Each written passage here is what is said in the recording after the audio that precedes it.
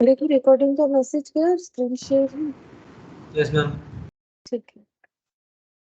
अच्छा देखो, हम लोग यहाँ पर रेक्टिफिकेशन ऑफ एरर कर रहे थे, जो कि कंप्लीट हो गया है। सारे क्वेश्चंस जो है हम लोग कर चुके हैं, लेकिन एक क्वेश्चन बाकी रह गया था और कुछ एमसीक्यूज मैंने बोला था। तो वो 4th नंबर क्वेश्चन है, वो करवा के एमसीक्यू करवा के हम लोग नया टॉपिक दैट इज डिप्रिशिएशन वो स्टार्ट करेंगे। ठीक है। तो 4th नंबर क्योंकि मेरा बाकी है, तो हम सोच रहे हैं एक बार करवा ही देते हैं। शायद तुम लोगों ने किया हो, लेकिन क्योंकि हम करवा देते हैं सारा क्वेश्चन, अगर किसी का कोई डाउट हो तो वो क्लियर हो जाएगा, और उसके साथ ये ट्रू फॉल्स और एमसीक्यू। ठीक है। अच्छा देखो क्या बोला है। A merchant's trial balance as on 30th June 2020 did not agree। तो एक बिजनेसमैन है जिसका ट्रायल बैलेंस टैली नहीं हो रहा है, वो अपना ट्रायल बैलेंस कब बनाते हैं? 30th जून 2020 को। The difference was put to a suspense account. और क्योंकि ट्रायल बैलेंस उनका टैली नहीं हुआ, ये ऐसे जो ट्रायल बैलेंस बनता है, तो उन्होंने जहां पर बैलेंस कम ज्यादा जो भी हो रहा था, मतलब एक साइड जो है ज्यादा दिख रहा होगा, एक साइड कम, तो सस्पेंस अकाउंट क्रिएट करके उसको टैली कर दिया। मान लो इधर 100 रुपए था, इधर नहीं दिख रहा था, या फिर इधर 500 इधर 400 आ रहा था, तो इधर 100 लिख के 500 कर दिया सस्पेंस लिख के। अब यहाँ पर कितना लिखा है क्या है वो कुछ नहीं बोला है, बोला है कि डिफरेंस आया था जिसको इन्होंने सस्पेंस अकाउंट बना दिया है, सस्पेंस अकाउंट ओपन करके बैलेंस लिख दिया है। During the next trading period मतलब next year, next trading period मतलब नेक्स्ट ईयर, जैसे फाइनेंशियल ईयर होता है ना, जैसे जैन टू दिसंबर, नॉर्मली तो हम लोग का अप्रैल टू मार्च कंसीडर होता है, तो बोल रहा है नेक्स्ट पीरियड में the following error were discovered.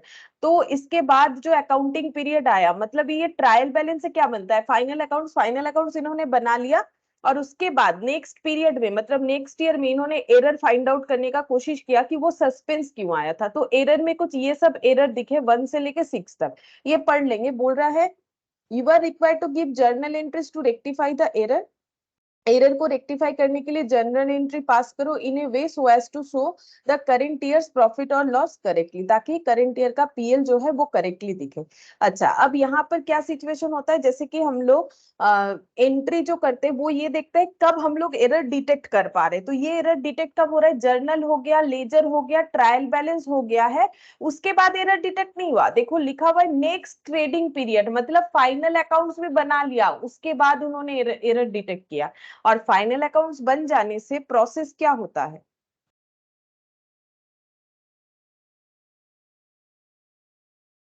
Good evening Sumit. Good evening ma'am. और फाइनल अकाउंट्स बन जाने से एंट्री करने का प्रोसेस क्या होता है? हम लोग सस्पेंस अकाउंट के थ्रू से एंट्री करेंगे, और जहां जहां नॉमिनल अकाउंट है वहां वहां हम लोग पीएल एडजस्टमेंट लिखेंगे। ऐसा क्वेश्चन हम लोगों ने एक ही हमें मिला था पूरे पीडीएफ में, लास्ट दिन हम लोगों ने किया था। आज फिर एक बार प्रैक्टिस हो जाएगा। तो देखो क्वेश्चन नंबर 4 यहाँ पर लिखते हैं। तो जैसा हम लोगों ने किया था वैसे इस क्वेश्चन को भी करेंगे। यहाँ पर करेक्ट एंट्री क्या होना चाहिए था, रॉन्ग एंट्री क्या किया गया है, रेक्टिफाइड क्या होगा, और यहाँ पर सोल्यूशन भी लिख देते हैं अलग से। ठीक है, फाइनल आंसर या सोल्यूशन, ये सब रफ वर्क है, यहीं पर कर लेते हैं हम लोग, क्योंकि बार बार पेज पलटने का चक्कर नहीं रहता है फिर। ठीक है, यहाँ पर बोल रहा है total of the purchase book of 1 page. Purchase book का जो पहला पेज है उसमें टोटल दिख रहा है इतना। ये जब कैरी फॉरवर्ड किया गया नेक्स्ट पेज में, इस डेटा को जब ट्रांसफर किया गया नेक्स्ट पेज में, तो ये 4593 दिखा दिया इन्होंने। ठीक है, मतलब ज्यादा दिखा दिया। 4539 को दिखा दिया 4593। ठीक है, तो क्या हमें इसको कैसे ठीक करना पड़ेगा? तो करेक्ट एंट्री क्या होना चाहिए था? सिर्फ परचेस का टोटल में गलत हुआ है, परचेस बुक के टोटल में। तो परचेस अकाउंट डेबिट दिखना चाहिए था कितने से? परचेस अकाउंट डेबिट दिखना चाहिए था 4539 से। ठीक है, गलती क्या हो गया है? परचेस डेबिट हुआ है लेकिन अमाउंट गलत है, मतलब कास्टिंग एरर है। 4593 कास्टिंग एरर बोलते हैं इसे।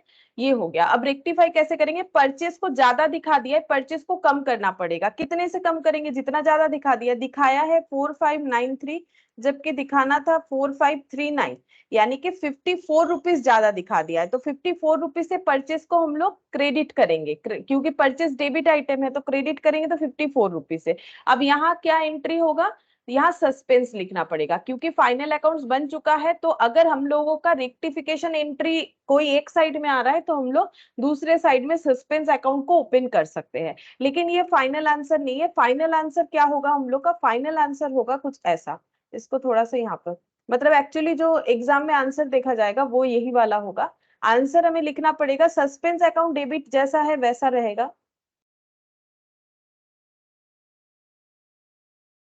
लेकिन कोई भी नॉमिनल अकाउंट को पीएल एडजस्टमेंट के थ्रू से हमें एडजस्ट करना पड़ेगा। ठीक है, इसका रीजन भी मैंने बताया था लास्ट दिन। ठीक है, क्योंकि हम लोगों के लिए परचेस को रेक्टिफाई करना पॉसिबल नहीं है, लेकिन जहां जहां ट्रेडिंग पीएल का इम्पैक्ट का जो जिस्ट है, जो कि जीपी एनपी, उसमें हम लोग एडजस्ट करेंगे। ठीक है, तो ये 54 रुपीज से हम लोग को क्या करना पड़ेगा? प्रॉफिट को बढ़ा रहे। क्यों बढ़ा रहे? क्योंकि खर्चा ज्यादा दिखा दिया। 4539 की जगह 4593 दिखा दिया। 54 रुपीज से खर्चा ज्यादा दिखा दिया, तो खर्चे को कम करना पड़ेगा। ठीक है, अच्छा सेकेंड एंट्री देखते हैं क्या गलत हुआ है। A sales of 573 was entered in sales book as 753, यानी सेल ज्यादा दिखा दिया है, और and posted to the credit of customer. ठीक है, तो सेल्स हमें दिखाना चाहिए था 573, तो एंट्री क्या होना चाहिए? एंट्री होना चाहिए ऐसे, ये देखो, डेटर टू सेल्स। अब मैंने यहाँ पर दो चीज क्यों लिखा ऊपर, तो उसके पहले वाले में नहीं लिखा था, क्योंकि यहाँ पर देखो गलती क्या बोला है। Sale was entered in sales book as 753 and posted to the credit of customer. Customer को क्रेडिट कर दिया। सेल होने से तो कस्टमर डेबिट होता है, इसीलिए मैंने कस्टमर का भी कैसा अकाउंट ट्रीटमेंट होता है वो लिखा है यहाँ पर। 573 दिखाना चाहिए था, जो कि करेक्ट वैल्यू है। गलत क्या कर दिया है हम लोगों ने? सेल्स को दिखा दिया है 753। टू सेल्स किया है लेकिन उसको दिखा दिया है 753, और डेटर को भी कर दिया है क्रेडिट, जबकि डेटर या कस्टमर जो भी बोलो वो तो डेबिट होना चाहिए था। डेटर को क्रेडिट कर दिया है 753 से। अब इसको कैसे रेक्टिफाई करेंगे? तो रेक्टिफाई करने का तरीका, डेटर जो है वो 573 डेबिट होना चाहिए, तो हम लोग डेटर को डेबिट कर लेते हैं 573 से। जो सही है वो पहले लिख लेते हैं। अच्छा, टू सेल्स होना चाहिए। टू सेल्स हुआ है लेकिन गलत वैल्यू से हुआ है। ठीक है, तो कितना सेल्स ज्यादा दिख रहा है, तो सेल्स को कम करना पड़ेगा, तो सेल्स को हम लोग डेबिट करेंगे। सेल्स क्रेडिट होके बुक होता है, क्रेडिट अगर ज्यादा है, जितने से ज्यादा है डेबिट करेंगे तो लेस हो जाएगा।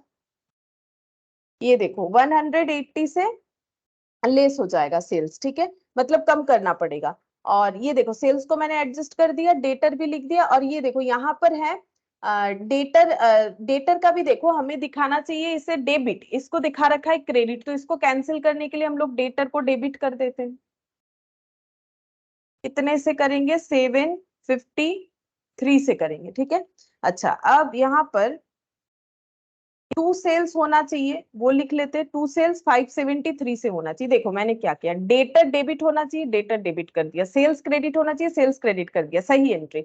अब डेटर क्रेडिट था, डेटर को डेबिट कर दिया कैंसिल करने के लिए। ठीक है, और सेल्स क्रेडिट था, सेल्स को डेबिट कर दिया है यहाँ पर। अच्छा ये मैंने नेट कर दिया ना, तो एक काम करते हैं, मैंने नेट कर दिया, या तो मुझे सिर्फ सेल 180 लिखना चाहिए, या तो फिर मुझे, अच्छा एक काम करते, चलो ऐसे करते, इसमें आसान होता है। ये देखो, डेटर डेबिट करना चाहिए था, डेटर डेबिट किया सेम अमाउंट से। सेल्स क्रेडिट करना चाहिए था, जितने से उतने से कर दिया।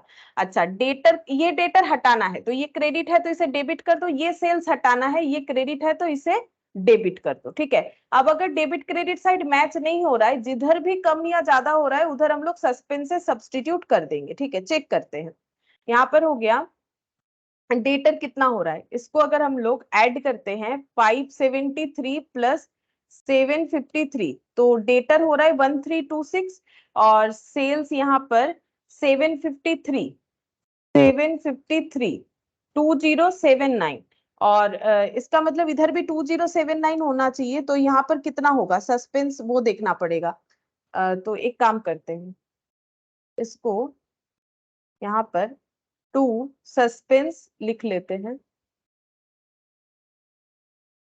अच्छा यहाँ सस्पेंस तो हम लिख ही देंगे, उसमें प्रॉब्लम नहीं है, लेकिन एक चीज देखो, ये तो हम लोग एडजस्ट जरूर करेंगे, डेबिट क्रेडिट मैचअप नहीं हो रहा है, लेकिन इसके पहले इसको और एक स्टेप लिखना जरूरी है, क्योंकि देखो डेटर हम लोगों का 573 और इधर 753, तो डेटर डेटर हम लोग दो बार थोड़ी ना लिखते हैं, एक ही बार लिखते हैं, तो इसका हम ट्रांसफॉर्मेशन करके दिखा रहे हैं। इसके बाद ये स्टेप हम करके दिखा रहे हैं, ये ऐसा होगा।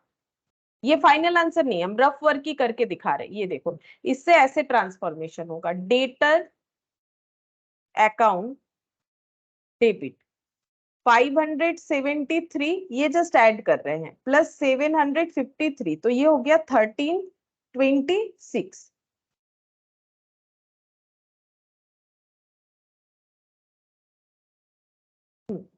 1326 हो गया, ठीक है। ये और ये मैंने ऐड कर दिया। अच्छा, सेल्स डेबिट है, सेल्स क्रेडिट है, एडजस्ट करो। 753 डेबिट है, 573 क्रेडिट है, तो डेबिट ज्यादा है तो सेल्स अकाउंट डेबिट 180 हो जाएगा, ठीक है। अगर हम लोग इसको ऐसे सेपरेटली नहीं करके नेट कर देते तो हम लोग को ये बैलेंस ऐसे ही मिल जाता। हम ये कहना चाह रहे हैं, अगर हम ये ऐसे एडजस्ट करते कि डेटर 573 होना चाहिए जबकि डेटर को इतने से क्रेडिट कर रखा है, तो डेटर को हमें और बढ़ाना पड़ेगा। डेटर 573 डेबिट होना चाहिए, हम लोगों ने 753 जो है उसे क्रेडिट कर रखा है, तो पहले 753 से डेबिट करना पड़ेगा, तो इफेक्ट न्यूट्रल हो जाएगा डेबिट क्रेडिट करके, ठीक है। फिर उसमें 573 ऐड होगा। लेकिन इसमें हो सकता है तुम लोग को समझने में मैथमेटिकली दिक्कत हो, तो इससे अच्छा ऑप्शन ये है कि जो होना चाहिए उसे लिख दो, ठीक है, और जो गलत हुआ है उसको रिवर्स कर दो, ठीक है। फिर उसके बाद अकाउंट को ऐड करके एडजस्ट कर लो, हो गया ये 180। अच्छा, अब हम लोग को यहाँ पर दोनों साइड, अब ये तो सिर्फ डेबिट साइड निकल के आया, तो क्रेडिट साइड में क्या लिखना पड़ेगा, सस्पेंस लेके इसे ऐड करके एडजस्ट करना पड़ेगा। तो कितना हो गया, 6941 14, नहीं टोटल करते हैं, शायद मेरा गलत हुआ क्या, 1326 प्लस 180,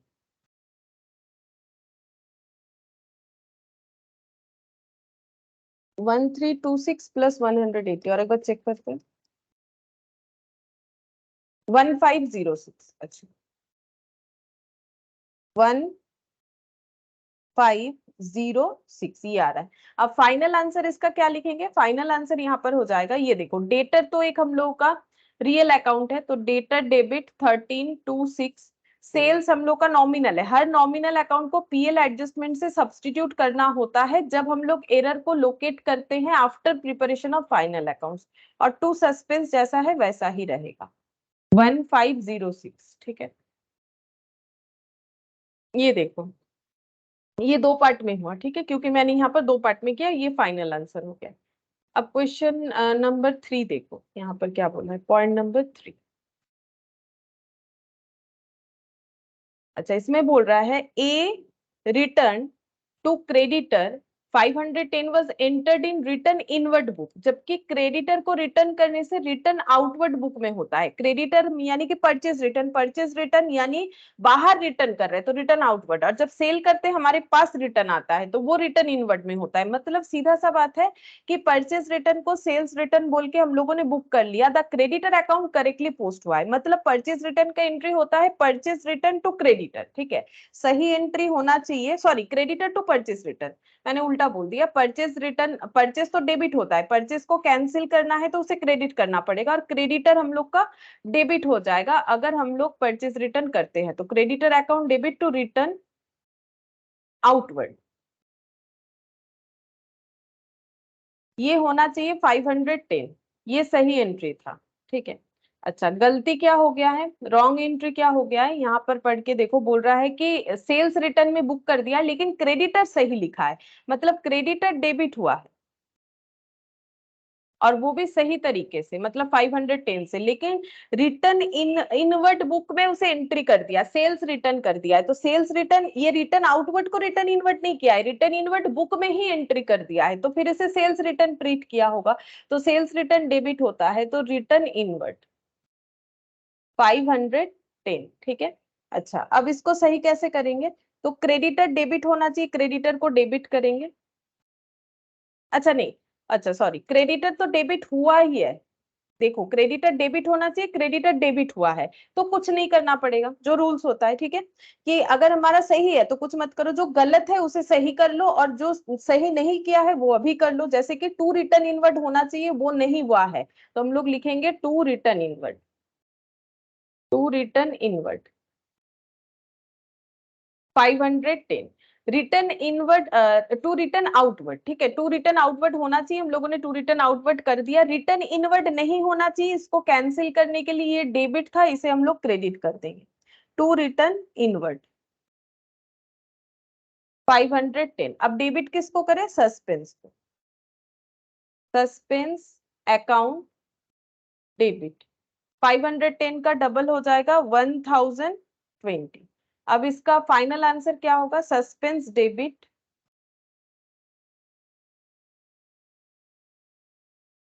1020। अब ये दोनों ही नॉमिनल अकाउंट है, सेल्स रिटर्न परचेस रिटर्न दोनों ही नॉमिनल अकाउंट है, तो ये भी पीएल एडजस्टमेंट होगा, ये भी पीएल एडजस्टमेंट। तो पीएल एडजस्टमेंट एक ही बार लिखेंगे और टोटल में अमाउंट लिख देंगे, तो ये हो जाएगा 1020।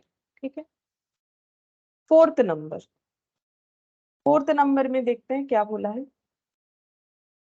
Cash received from C Das 620 was posted to the debit of G Das। Cash receipt हुआ है 620 सी दास से, तो एंट्री होगा cash to C Das, cash to C Das, ये एंट्री होना चाहिए।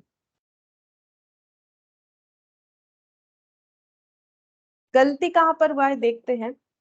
was posted to the debit of ji Das, ji Das को डेबिट कर दिया गया है सी दास की जगह। ठीक है, तो कैश अपनी जगह पे सही है, यहां पर हो जाएगा जी दास डेबिट। ये गलती किया है इन्होंने। ठीक है, अमाउंट तो वही लिखा है, क्या बोला है देखो, cash receipt from C Das was posted to, कहां पोस्टिंग कर दिया है? जी दास के डेबिट में। अब जी दास के डेबिट में पोस्ट हो जाने का मतलब भी तो हम लोग का क्या हो जाएगा, एंट्री में जी दास आ जाएगा, तो जी दास को डेबिट कर दिया। ठीक है, अब कैसे रेक्टिफाई करें, देखो कैश डेबिट होना चाहिए, कैश डेबिट हुआ है तो कुछ नहीं करना पड़ेगा। सीदास क्रेडिट होना चाहिए, नहीं हुआ है तो सीदास को क्रेडिट करेंगे, सीदास क्रेडिट हो जाएगा 620 से। जीदास डेबिट हुआ है, नहीं होना चाहिए, तो जीदास को क्रेडिट करके कैंसिल आउट करेंगे 620। अब डेबिट में क्या लिखेंगे? सस्पेंस अकाउंट 620 ये हो जाएगा हम लोग का 1240। अब फाइनल आंसर भी यही वाला होगा। फाइनल आंसर यहाँ पर हम सेम लिख देते हैं, क्यों? क्योंकि कोई चेंजेस इसीलिए नहीं होगा, ये पूरे एंट्री में किसी भी तरीके का नॉमिनल अकाउंट नहीं है। ठीक है, तो इसी वजह से यहाँ पर कोई पीएल एडजस्टमेंट चेंज नहीं होगा, मतलब इसका फाइनल आंसर भी यही होने वाला है हम लोग का। अच्छा, अब फिफ्थ पॉइंट देखते हैं, इसमें क्या बोला है। Goods worth 840 were dispatched to the customer before the close of the year, but no invoice was made out। बोल रहा है कि 840 रुपीज का स्टॉक जो है वो क्या किया गया है, कस्टमर को भेज दिया गया है ईयर एंड होने के पहले, मतलब सेल किया गया है, but no invoice was made out, मतलब उसका एंट्री नहीं किया। इनवॉइस नहीं होगा तो एंट्री नहीं होगा, क्योंकि देखो एंट्री किससे होता है, जब तुम लोग एकदम 11 में अकाउंट्स पढ़ते हो तब देखना एंट्री कहाँ से करते हैं, हमारे पास डॉक्यूमेंट होना चाहिए, जैसे कि कैश मेमो वगैरह, इनवॉइस वगैरह, वो देख देख के एंट्री किया जाता है। जब इनवॉइस नहीं बना होगा तो जर्नल एंट्री भी नहीं हुआ होगा। तो करेक्ट एंट्री क्या होना चाहिए? करेक्ट एंट्री तो डेटर को गुड्स डिस्पैच कर रहे हैं, यानी डेटर को गुड्स बेचा है, तो डेटर टू सेल्स ये वाला एंट्री होना चाहिए था 840 से। ठीक है, ये कौन सा वाला कॉलम है? ये करेक्ट वाला कॉलम है। अब गलत क्या हो गया है? गलत ये है कि ये एंट्री हुआ ही नहीं है, यानी ओमिशन। ठीक है, तो अब रेक्टिफाई कैसे होगा? रेक्टिफाई करना है कि देखो डेटर होना चाहिए, हुआ था नहीं हुआ है तो डेटर डेबिट कर दो। अच्छा, सेल्स क्रेडिट होना चाहिए, नहीं हुआ है तो सेल्स को क्रेडिट कर देंगे, मतलब लिखा ही नहीं है कुछ, तो जो लिखना चाहिए वो लिख देंगे, सही एंट्री हो गया। अब इसमें मेन आंसर क्या होगा? मेन आंसर होगा डेटर टू पीएल एडजस्टमेंट, क्योंकि सेल्स एक नॉमिनल अकाउंट है, तो debtor to PL adjustment entry यहाँ पर 840 रुपीज हो गया फिफ्थ नंबर। अब हम लोग सिक्स्थ नंबर एंट्री करेंगे। Goods worth 1000 were sent on sale or return basis to a customer and entered in the sales book। ठीक है, ये क्या है? बोल रहा है कि गुड्स जो है वो सेल और रिटर्न बेसिस पे कस्टमर को दिया गया था। अब ये क्या होता है सेल और रिटर्न बेसिस? सेल और रिटर्न बेसिस का मतलब होता है कि हम लोग कस्टमर को ये ऑफर कर सकते हैं कि आप ये अब मान लो कस्टमर ने कुछ और प्रोडक्ट मांगा था, हम लोगों ने सब्सटीट्यूट के तौर पे कुछ और प्रोडक्ट दे दिया है, नया कुछ मार्केट में आया। मान लो तुम लोग कुछ मतलब अपना अपना कोई शैम्पू यूज करते होगे कोई पर्टिकुलर ब्रांड का, या फिर मान लो कुछ भी एक पर्टिकुलर चीज तो यूज करते होगे, या फिर कुछ स्पेसिफिक बिस्किट्स वगैरह खाते होगे जो भी हो, तो फिर अगर मान लो जाके अपने जहां से ग्रोसरी लेते हो वहां जाके बोला तो उन्होंने बोला ये बिस्किट लेके जाइए अच्छा, या फिर ये तेल लेके जाइए, ठीक है, जैसे तेल का भी तो कितना अलग अलग कंपनी होता है, ठीक है।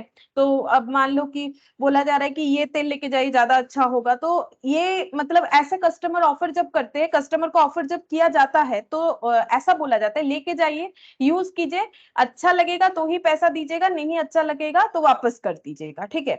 अब देखिए नॉर्मल ये खाने पीने के चीज में इस तरीके से होता है, ऐसा नहीं कि नहीं होता है, अब यूज करके देखो अच्छा है तो लेना, नहीं अच्छा लगे तो वापस कर देना जो बचेगा, और अपना जो रेगुलर कंजम्पशन है वो लेके जाओ, ठीक है।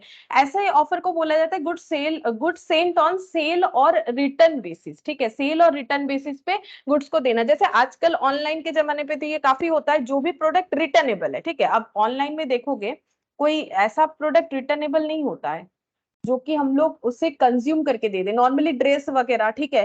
कोई मान लो जैसे मोबाइल फोन भी ना ज्यादातर रिटर्न वगैरह नहीं होता है, ठीक है। ऑनलाइन में अगर देखोगे जैसे कुछ कपड़ा ले लिया, कोई जूता वगैरह ले लिया, ठीक है, ये सब रिटर्नेबल होता है। तो इसमें क्या बोल रहा है, 15 दिन टाइम दे रहा है रिटर्न देने का। सपोज तुम लोगों ने एक ड्रेस लिया, सोचा कि ये अगर मुझे हो जाता है, पसंद आता है, हम ले लेंगे, वहां लिखा हुआ है 15 दिन बाद रिटर्न कर सकते हो, तो ये हो गया सेल और रिटर्न बेसिस, ठीक है। तो ये सेल और रिटर्न बेसिस जब होता है तो कैसे ट्रीटमेंट किया जाता है, अगर किसी को ये बिजनेस का एक टेक्निक है, ठीक है, कि कस्टमर को ऑफर देना कि ये लेके जाइए, पैसा नहीं लिया जाता है, लेकिन ऑनलाइन में ऐसा नहीं होता है, ऑनलाइन में वो पैसा ले लेते हैं, हम लोग अगर रिटर्न करते हैं तो वो वापस कर देते हैं, वो बात अलग है। लेकिन ये जो कंसेप्ट है ये हम ऑनलाइन वाला नहीं बोल रहे, ऑफलाइन वाला बोल रहे, ठीक है। यहाँ पर क्या होता है कि हम लोगों के जान पहचान के जो दुकानदार है वो हमें कुछ ऑफर किए कि आप ये लेके जाइए, इसके बदले अच्छा लगे तो रखिएगा, नहीं लगे तो वापस कर दीजिएगा, ठीक है। तो अगर कोई ये फ्रीक्वेंटली इस तरीके के प्रोसेस में बिजनेस करता है तो फिर वो फ्रीक्वेंटली करता है तो उसका ट्रीटमेंट अलग होता है, ठीक है, न्यूमेरसली करता है तो उसका ट्रीटमेंट अलग होता है, कभी कभार करता है तो उसका ट्रीटमेंट कैसे होगा वो हम बताते हैं। क्योंकि ये कभी कभार वाला है, क्यों, जब कभी कभार कोई ऐसा सेल करता है दुकानदार तो उसको बोलते हैं, यहाँ पर देखो वो इस तरीके के सेल को क्या करता है, अपने सेल्स नॉर्मल सेल की तरह ट्रीट करता है, नॉर्मल सेल की तरह ही ट्रीट करता है। ये देखो, goods worth 1000 were sent on approval basis, sent on sale और रिटर्न बेसिस, या फिर इसे अप्रूवल बेसिस भी बोलते, to a customer and entered in the sales book. अब सेल्स बुक में एंट्री करने का मतलब क्या होता है, नॉर्मल सेल। और अगर कोई गुड्स बेचता है सेल और रिटर्न बेसिस पे, सेल और रिटर्न बेसिस का मतलब बेच तो दिए बट पता नहीं कि कंफर्म सेल होगा कि नहीं, ठीक है। सेल और रिटर्न बेसिस पे जब सेल होता है, ऐसा सेल अगर दुकानदार जो है कभी कभार करता है, ठीक है, तो फिर वो उस सेल को क्या करता है, नॉर्मल सेल की तरह ही ट्रीट करता है। अब मुझे कैसे पता चला कि ये नॉर्मल सेल की तरह ही ट्रीट करता है, ये लाइन से, ठीक है, सेल्स बुक में वो एंट्री कर रहा है, तो सेल्स बुक में एंट्री करने से क्या एंट्री होता है, डेटेड टू सेल, ये एंट्री होता है। अगर हम लोग किसी चीज को सेल की तरह रिकॉर्ड कर रहे हैं, फिर क्या बोल रहा है, at the close of the year, जब ईयर क्लोज हुआ, the customer still had the option to return the goods, मतलब कस्टमर को जो टाइम दिया गया था, मान लो हम लोग का ईयर एंड होता है, हम एक एग्जांपल दे रहे 31 दिसंबर, हम लोगों ने कस्टमर को प्रोडक्ट बेचा 20 दिसंबर को, मतलब सेल और रिटर्न बेसिस पर, उनको बोला 15 दिन बाद आप मुझे कंफर्म कर दीजिएगा, 15 दिन के अंदर आपको लेना है कि नहीं लेना है, ठीक है। अब 15 दिन तो 31 दिसंबर को क्रॉस करते हुए जाएगा, ठीक है, 31 दिसंबर को क्रॉस करते हुए जाएगा 15 दिन, क्योंकि यहाँ पर 20 दिन, तो ये यहाँ 11 दिन हो रहा है, 12 दिन हो रहा है 20 तारीख से लेके, ठीक है। और यहाँ पर हो जाएगा 3 दिन, मतलब 3rd जैन तक कस्टमर के पास टाइम है कि वो अपना अप्रूवल देगा कि नहीं देगा, ये चॉइस को एक्सप्लेन करने का उसके लिए 3rd जैन तक टाइम है। अब 31 दिसंबर में ये जो जिन्होंने सेल किया उनका होता है फाइनेंशियल ईयर एंड, ठीक है। अब फाइनेंशियल ईयर एंड होगा तो वो अपना क्या बनाएंगे, फाइनल अकाउंट्स, फाइनल अकाउंट्स में अपना ट्रेडिंग, पीएल, बैलेंस शीट, ये सब इनको बनाना है, ठीक है। अब ट्रेडिंग में हमें पता है क्या लिखना पड़ता है, ट्रेडिंग में हम लोग स्टॉक का डिटेल्स लिखते हैं कि हमारे पास कितना स्टॉक था, कितना बिका, कितना हम लोग का क्लोजिंग स्टॉक में। अब ये वाला जो सेल है, अब ये ना तो मेरा सेल है, क्योंकि देखो मैंने सेल की तरह रिकॉर्ड तो कर दिया, बट मुझे पता है कि ये हो सकता है कि मुझे रिटर्न कर दे प्रोडक्ट, क्योंकि मैंने उसे बोला है 15 दिन के अंदर आप मुझे कंफर्म कर सकते हो, तो ये मेरा सेल नहीं हुआ, ठीक है। ऊपर से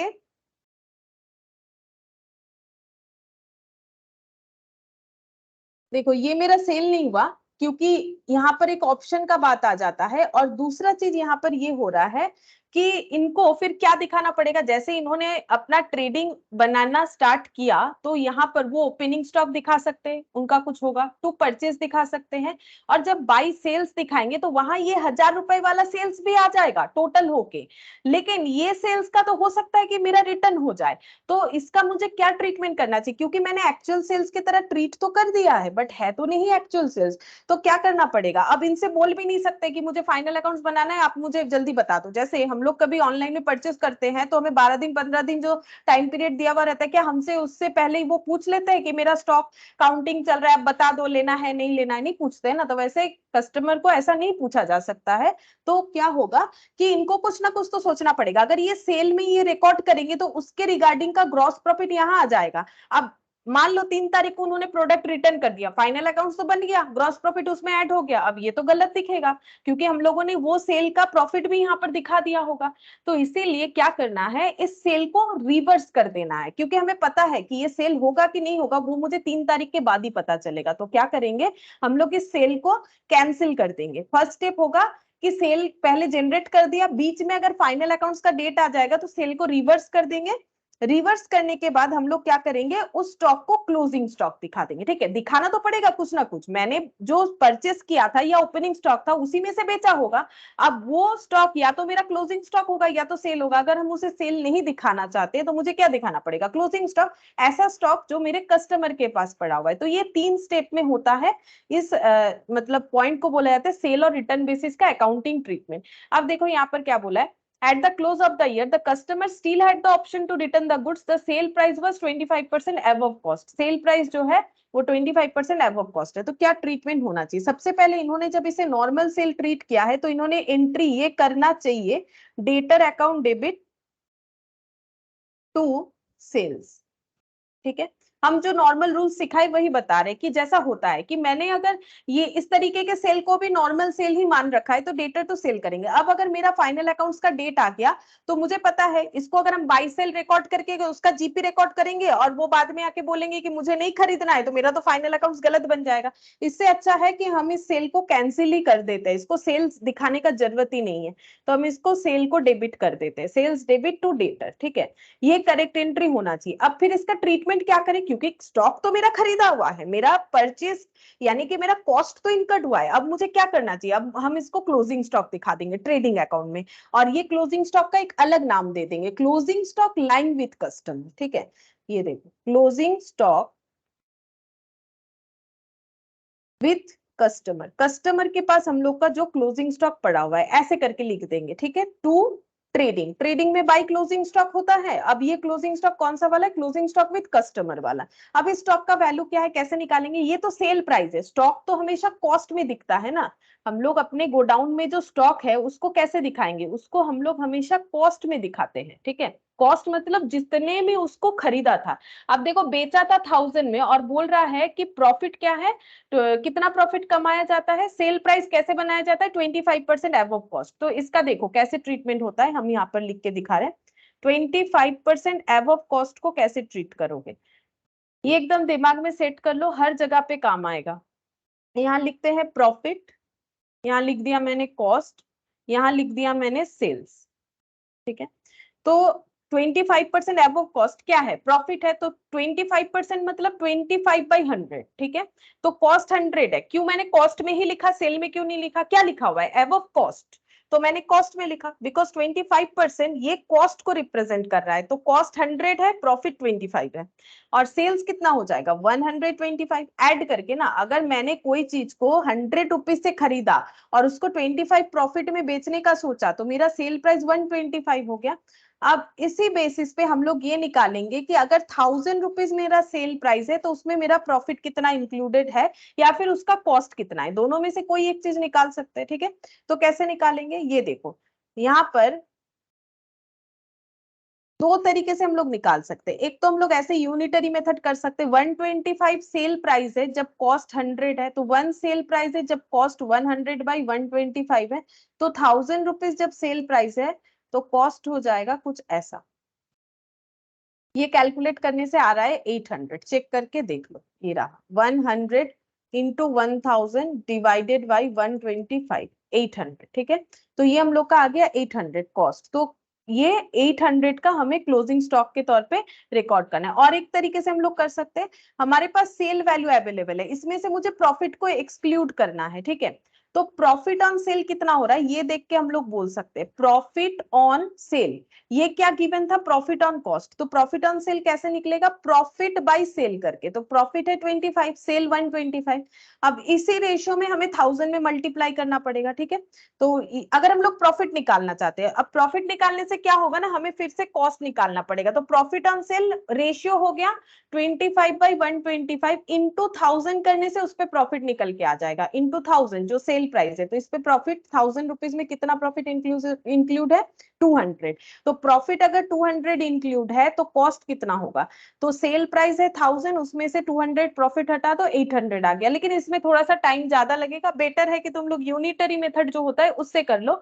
अगर 125 सेल प्राइस है तो कॉस्ट 100, तो 1000 सेल प्राइस है तो कॉस्ट कितना होगा, हो गया। अब मैंने तो अभी दिखाया कि ये एंट्री हम लोग का सही सही होना चाहिए। अब इन्होंने क्या क्या एंट्री किया है चेक करते हैं।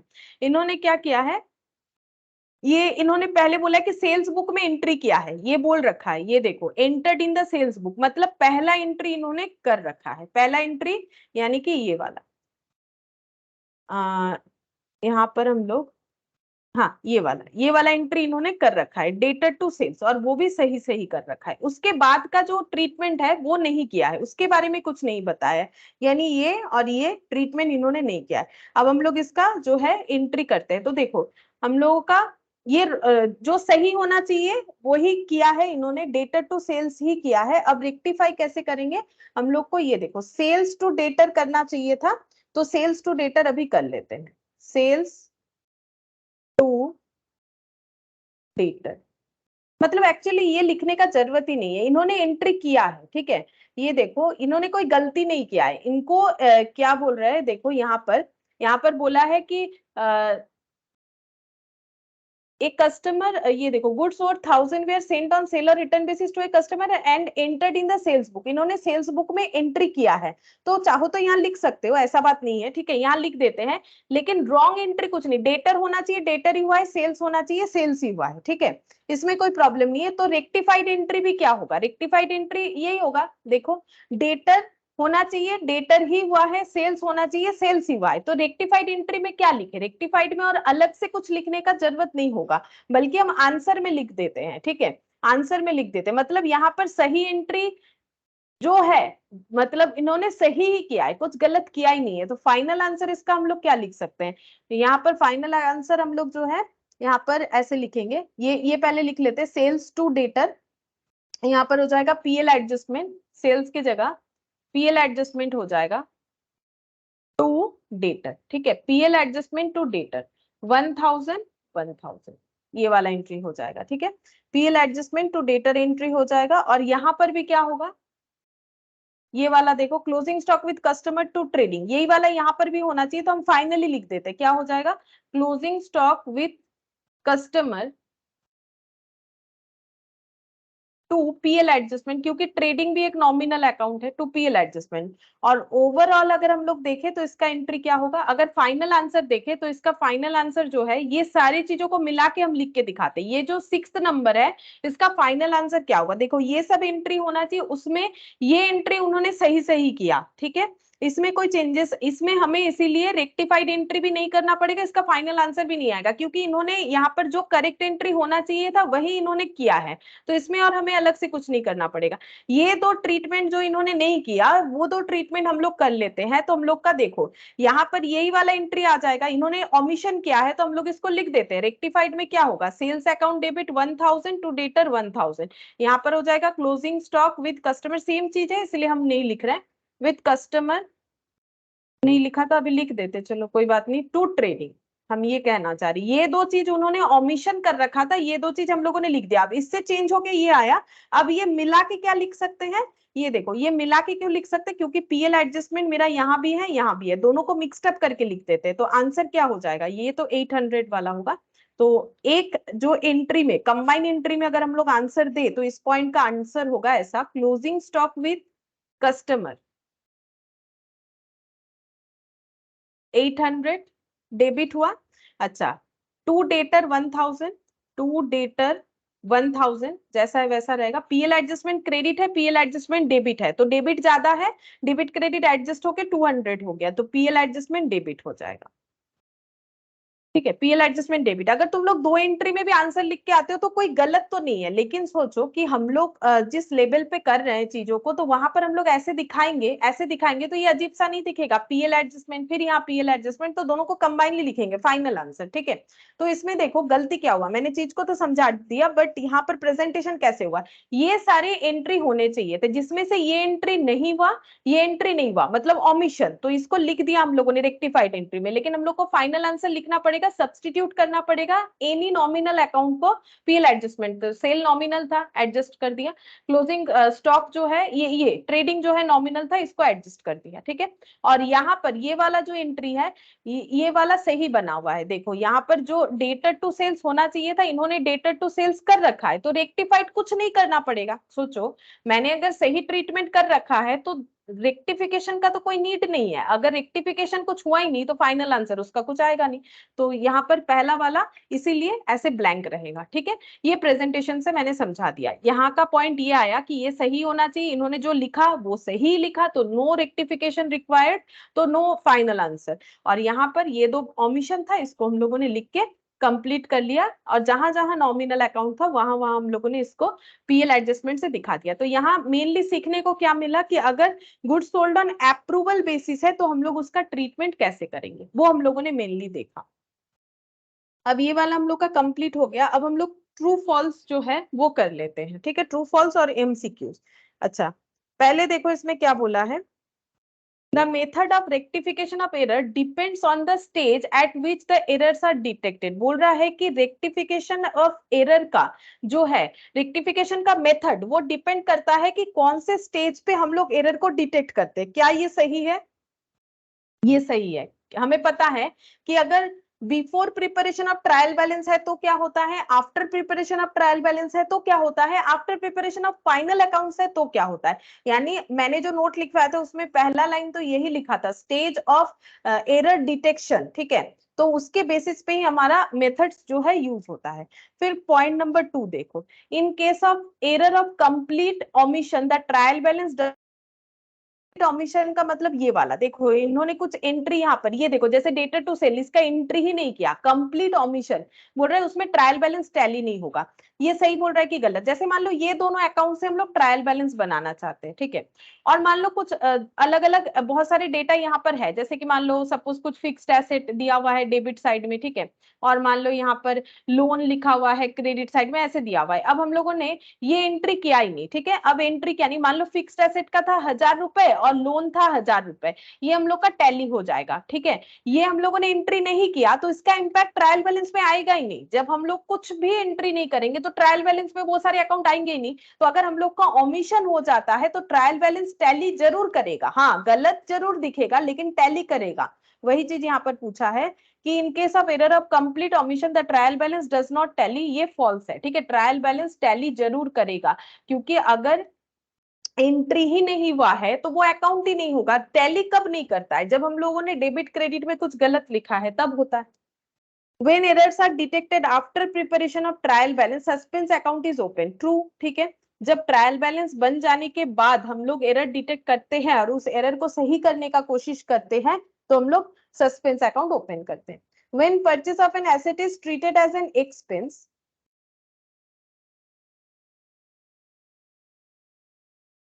Good evening,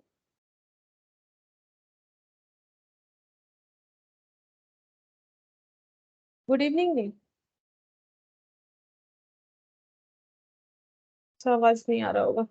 When purchase of an asset is treated as an expense, अगर हम लोग एसेट परचेस करें उसे एक्सपेंस ट्रीट करें, जैसे मान लो हम लोगों ने एक फर्नीचर खरीदा, तो एंट्री क्या होना चाहिए, फर्नीचर टू कैश या क्रेडिटर। अब उसको हम लोग एक्सपेंस दिखा रहे, मतलब हम लोग बोल रहे purchase to cash.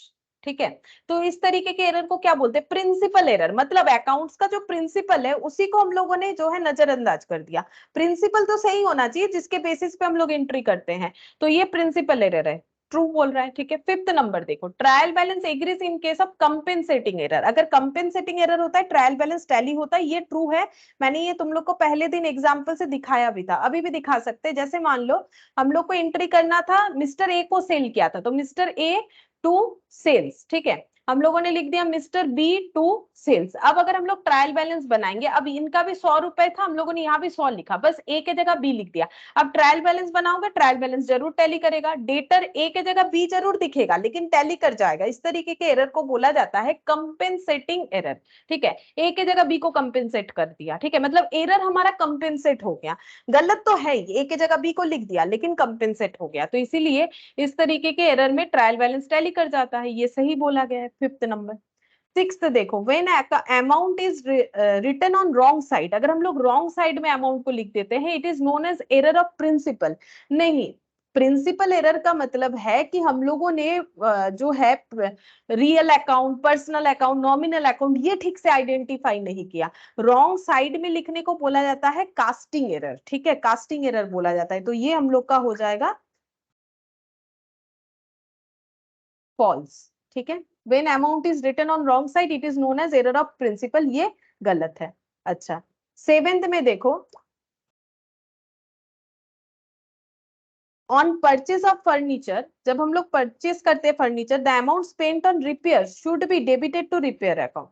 On purchase of furniture, जब हम लोग फर्नीचर को परचेज कर रहे हैं और उसमें कुछ रिपेयर का रिक्वायरमेंट हुआ है, the amount spent on repair should be debited to repair account, ये गलत है। अगर तुम लोग कोई भी एसेट खरीद रहे हो और उसमें रिपेयर करवा रहे हो, अब मान लो कि ये सेकंड हैंड ही होगा, नए एसेट पे क्या रिपेयर करवाना, अब सेकंड हैंड एसेट होगा, शायद कोई खरीद रहा है, इस वजह से इसमें रिपेयर का जरूरत हुआ, अब रिपेयर करवा रहे हैं। जैसे देखो ट्रक वगैरह सेकंड हैंड खरीदा जाता है, गाड़ी वगैरह, ठीक है।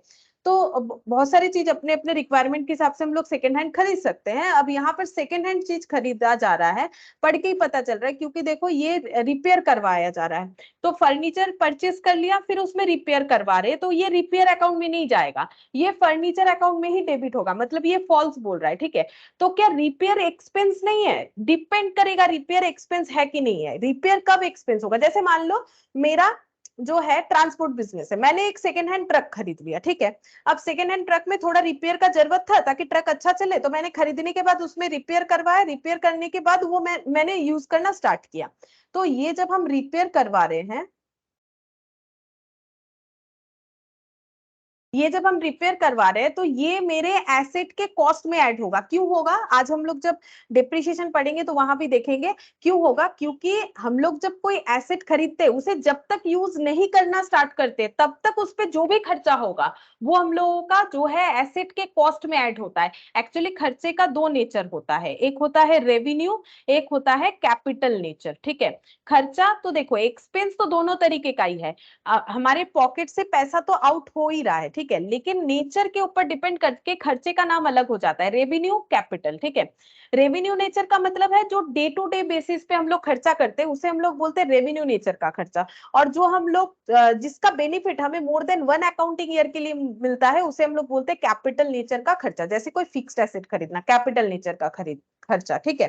तो वैसे ही ये फिक्स्ड एसेट खरीदा और इस पे खर्चा कब कर रहे हैं? यूज करने के पहले। तो ये जो है उस फिक्स्ड एसेट के कॉस्ट में ऐड होना चाहिए। मैंने मान लो एक 10 लाख का 20 लाख का ट्रक खरीद लिया और उस पे 2 लाख का खर्चा करके उसे 22, मतलब मेरा ट्रक खरीदने का खर्चा कितना पड़ गया? 22 लाख। हम थोड़ी ना बोलेंगे 20 लाख, क्योंकि यूज ही नहीं किया, उसके पहले मैंने 2 लाख का और भी खर्चा किया, तो 22 लाख हो गया, ठीक है। तो ये हम लोग का फॉल्स होगा। Profit and loss adjustment account is open to rectify the errors detected in the current accounting period. Profit and loss adjustment account हम लोग तब ओपन करते हैं जब हमें एरर्स डिटेक्ट करके उसे सही करना पड़ता है करेंट अकाउंटिंग पीरियड का, नहीं कभी नहीं। जब हम लोग का फाइनल अकाउंट्स बन जाता है हम लोग दूसरे अकाउंटिंग पीरियड में चले जाते हैं। अभी हम लोगों ने जो क्वेश्चन किया वहां पर मैंने स्टार्टिंग में इस बात का डिस्कशन किया, पीएल एडजस्टमेंट कब यूज होता है? जब फाइनल अकाउंट्स बन जाता है उसके बाद जब एरर डिटेक्ट करते हैं। यानी ये वाला हम लोग का 8th का भी फॉल्स हुआ। Rent paid to landlord of proprietor of the proprietor's house, rent हम लोग पे कर रहे हैं लैंडलॉर्ड को of the proprietor's house must be debited to rent account. बोल रहा है कि जो प्रोप्राइटर है, मतलब जो बिजनेसमैन है, वो रेंट पे रहता है, वो अपना रेंट पे कर रहा है अपने लैंडलॉर्ड को, मतलब जिसका घर वो रेंट पे लिया है। अब बोल रहा है ये रेंट अकाउंट में डेबिट होगा, नहीं, वो तो बिजनेस का अकाउंट होता है, रेंट अकाउंट में डेबिट होगा। वो पैसा कहां से देगा? अपने बिजनेस से ही देगा, तो उसे बोलेगा ड्रॉइंग्स। पर्सनल खर्चे को क्या बोलते हैं? ड्रॉइंग्स बोलते हैं ना। तो ये हम लोग का फॉल्स है, ठीक है। If the errors are detected after preparing trial balance, then all the errors are rectified through suspense account। बोल रहा है कि अगर ट्रायल बैलेंस को प्रिपेयर करने के बाद, फाइनल अकाउंट्स नहीं बनाए, ट्रायल बैलेंस प्रिपेयर करने के बाद अगर हम लोग एरर डिटेक्ट करते हैं, तो सारे एरर, ऑल द एरर्स बोल रहा है कि सस्पेंस अकाउंट के थ्रू से रेक्टिफाई होगा। ये गलत है। हाँ, सस्पेंस अकाउंट यूज होता है जरूर, लेकिन सारे एरर्स के लिए सस्पेंस अकाउंट ओपन करना पड़ेगा ऐसा जरूरी नहीं है। सिर्फ वही अकाउंट्स के लिए सस्पेंस जरूरी होता है जहां पर डेबिट या क्रेडिट मिसिंग होता है। जैसे कि देखो, इसमें तो मेरा फाइनल अकाउंट्स वाला कंसेप्ट था। लास्ट दिन का कोई क्वेश्चन मुझे मिल जाए तो हम दिखा सकते हैं। ये पीएल एडजस्टमेंट का है यहाँ पर। अच्छा, लास्ट दिन का मुझे फिलहाल तो कोई क्वेश्चन नहीं मिल रहा है। देखो, मतलब ये हम कहना चाह रहे हैं, यहाँ पर क्वेश्चन ये बोल रहा है कि अगर हम लोग ट्रायल बैलेंस बन गया उसके बाद चेक कर रहे हैं, तो जैसे मान लो ऐसा एंट्री हुआ है, परचेज टू, ये गलत हुआ है। मान लो परचेज टू कैश, एंट्री होना चाहिए था फिक्स्ड एसेट टू कैश, ठीक है, ये एंट्री होना चाहिए था, करेक्ट एंट्री। ये हुआ है रॉन्ग एंट्री। ये आइडेंटिफाई कब किए? ट्रायल बैलेंस बनने के बाद। तो इसको सही कैसे करेंगे? फिक्स्ड एसेट डेबिट नहीं हुआ, डेबिट कर दो, ठीक है। परचेज क्रेडिट नहीं होना चाहिए था, परचेज डेबिट नहीं होना चाहिए था, परचेज को क्रेडिट कर दो। कैश ठीक है, तो कैश को कुछ नहीं करना है। तो इसका मतलब एरर डिटेक्ट हुआ ट्रायल बैलेंस बनने के बाद, लेकिन इस एरर को रेक्टिफाई करने के लिए हम लोगों ने सस्पेंस अकाउंट का यूज नहीं किया। वहां यूज करेंगे जहां सस्पेंस का यूज करना पड़ेगा, यानी कि डेबिट क्रेडिट साइड मिसिंग होगा। लेकिन अगर ऐसा एरर है जो अपने आप ही बन जा रहा है, एंट्री डेबिट और क्रेडिट भी, तो सस्पेंस क्यों यूज करेंगे? यहाँ लैंग्वेज गलत है, देखो, ऑल द एरर्स, इसीलिए ये वाला फॉल्स होगा। अच्छा, अब कुछ एमसीक्यूज है वो भी बता देते हैं यहाँ पर। पहला क्वेश्चन देखो एमसीक्यू का। Goods purchase from A 10,000 passed through sales book. Purchase किया है, सेल्स बुक के थ्रू से लिखा है। The error will result in increase in gross profit, decrease in gross profit, net no effect on gross profit. अगर हम लोगों ने एक्चुअली किया है परचेज, ठीक है, परचेज करने से एक्सपेंस होता है तो जीपी मेरा कम होना चाहिए, लेकिन मैंने उसे सेल्स में दिखा दिया, सेल्स मतलब इनकम, तो मेरा जीपी बढ़ गया होगा, ठीक है। मैंने अपने परचेज को अगर सेल्स दिखा दिया है, तो एरर से रिजल्ट क्या निकल के आएगा? मेरा जीपी ज्यादा दिख रहा होगा, तो इंक्रीज इन ग्रॉस प्रॉफिट, 1 का ए होना चाहिए। फिर बोल रहा है 2 का, देखो, if purchase return of 1000 has been wrongly posted to the debit of the sales return account. Purchase return हुआ है, तो परचेज रिटर्न क्या होता है? क्रेडिट होता है, टू परचेज रिटर्न होता है 1000 रुपीज का, ठीक है। इसको ये सही होना चाहिए परचेज रिटर्न। तो यहाँ पर क्या हुआ है, गलती से डेबिट ऑफ सेल्स रिटर्न कर दिया, सेल्स रिटर्न को हम लोगों ने डेबिट कर दिया, कितने से? 1000 से। But has been correctly entered in the supplier account, लेकिन सप्लायर अकाउंट में वो सही दिख रहा है। सप्लायर क्रेडिटर डेबिट होना चाहिए, क्रेडिटर डेबिट होना चाहिए। तो इसका मतलब क्रेडिटर डेबिट किया है, क्योंकि बोल रहा है ना सप्लायर अकाउंट सही हुआ है। गलत क्या हो गया? टू परचेज रिटर्न की जगह सेल्स रिटर्न डेबिट हो गया। अब इसको सही कैसे करेंगे? क्रेडिटर क्रेडिटर तो ठीक ही बना हुआ है, सेल्स रिटर्न को क्रेडिट करो, टू सेल्स रिटर्न क्रेडिट करो, ये गलत है, इसे एलिमिनेट करो और परचेस रिटर्न को क्रिएट करो जो नहीं हुआ है। और यहाँ पर क्या आ जाएगा? सस्पेंस, ठीक है। यहाँ पर सस्पेंस 2000 रुपीज हो जाएगा। अब क्वेश्चन क्या क्या ऑप्शन दिया है, बोल रहा है कि ट्रायल बैलेंस पे इसका क्या इंपैक्ट दिखेगा, ये बोल रहा है। तो अगर हम लोग ट्रायल बैलेंस बनाए थे इससे, ये गलत एंट्री से, तो सेल्स रिटर्न दिख रहा था, ये गलत था। सेल्स रिटर्न जो है ये हम लोग का डेबिट है, तो डेबिट साइड में 1000 दिख रहा होगा, क्रेडिटर भी हम लोगों का डेबिट साइड में 1000, टोटल यहाँ पर 2000 दिख रहा है, मतलब क्रेडिट साइड हम लोग का कम दिखेगा 2000 से। अब देखते हैं कौन सा वाला हमारा आंसर होगा। Trial balance would be show the debit side to be 1000 more than the credit, नहीं, 2000 more. Trial balance would show the credit side to be 1000 more than the debit, नहीं, 2000 मोर है। पहला बात तो 1000 ज्यादा नहीं, 2000 ज्यादा दिख रहा है। कौन सा side? Debit side, credit side से। देखो, the debit side of the trial balance will be 2000 more than the credit side. Credit side से 2000 ज्यादा दिखेगा, क्योंकि हम लोग तो ये एंट्री कर चुके, तो इस बेसिस पे ट्रायल बैलेंस बनाएंगे। सेल्स रिटर्न का डेबिट बैलेंस, क्रेडिटर का डेबिट बैलेंस, तो अगर इसे ऐड करते हैं तो उसमें हम लोगों का क्रेडिट साइड में यहाँ पर 2000 रुपए कम दिखेगा, यानी ऑप्शन सी हम लोग का आंसर होगा, ठीक है। अच्छा, अब थर्ड नंबर देखते हैं।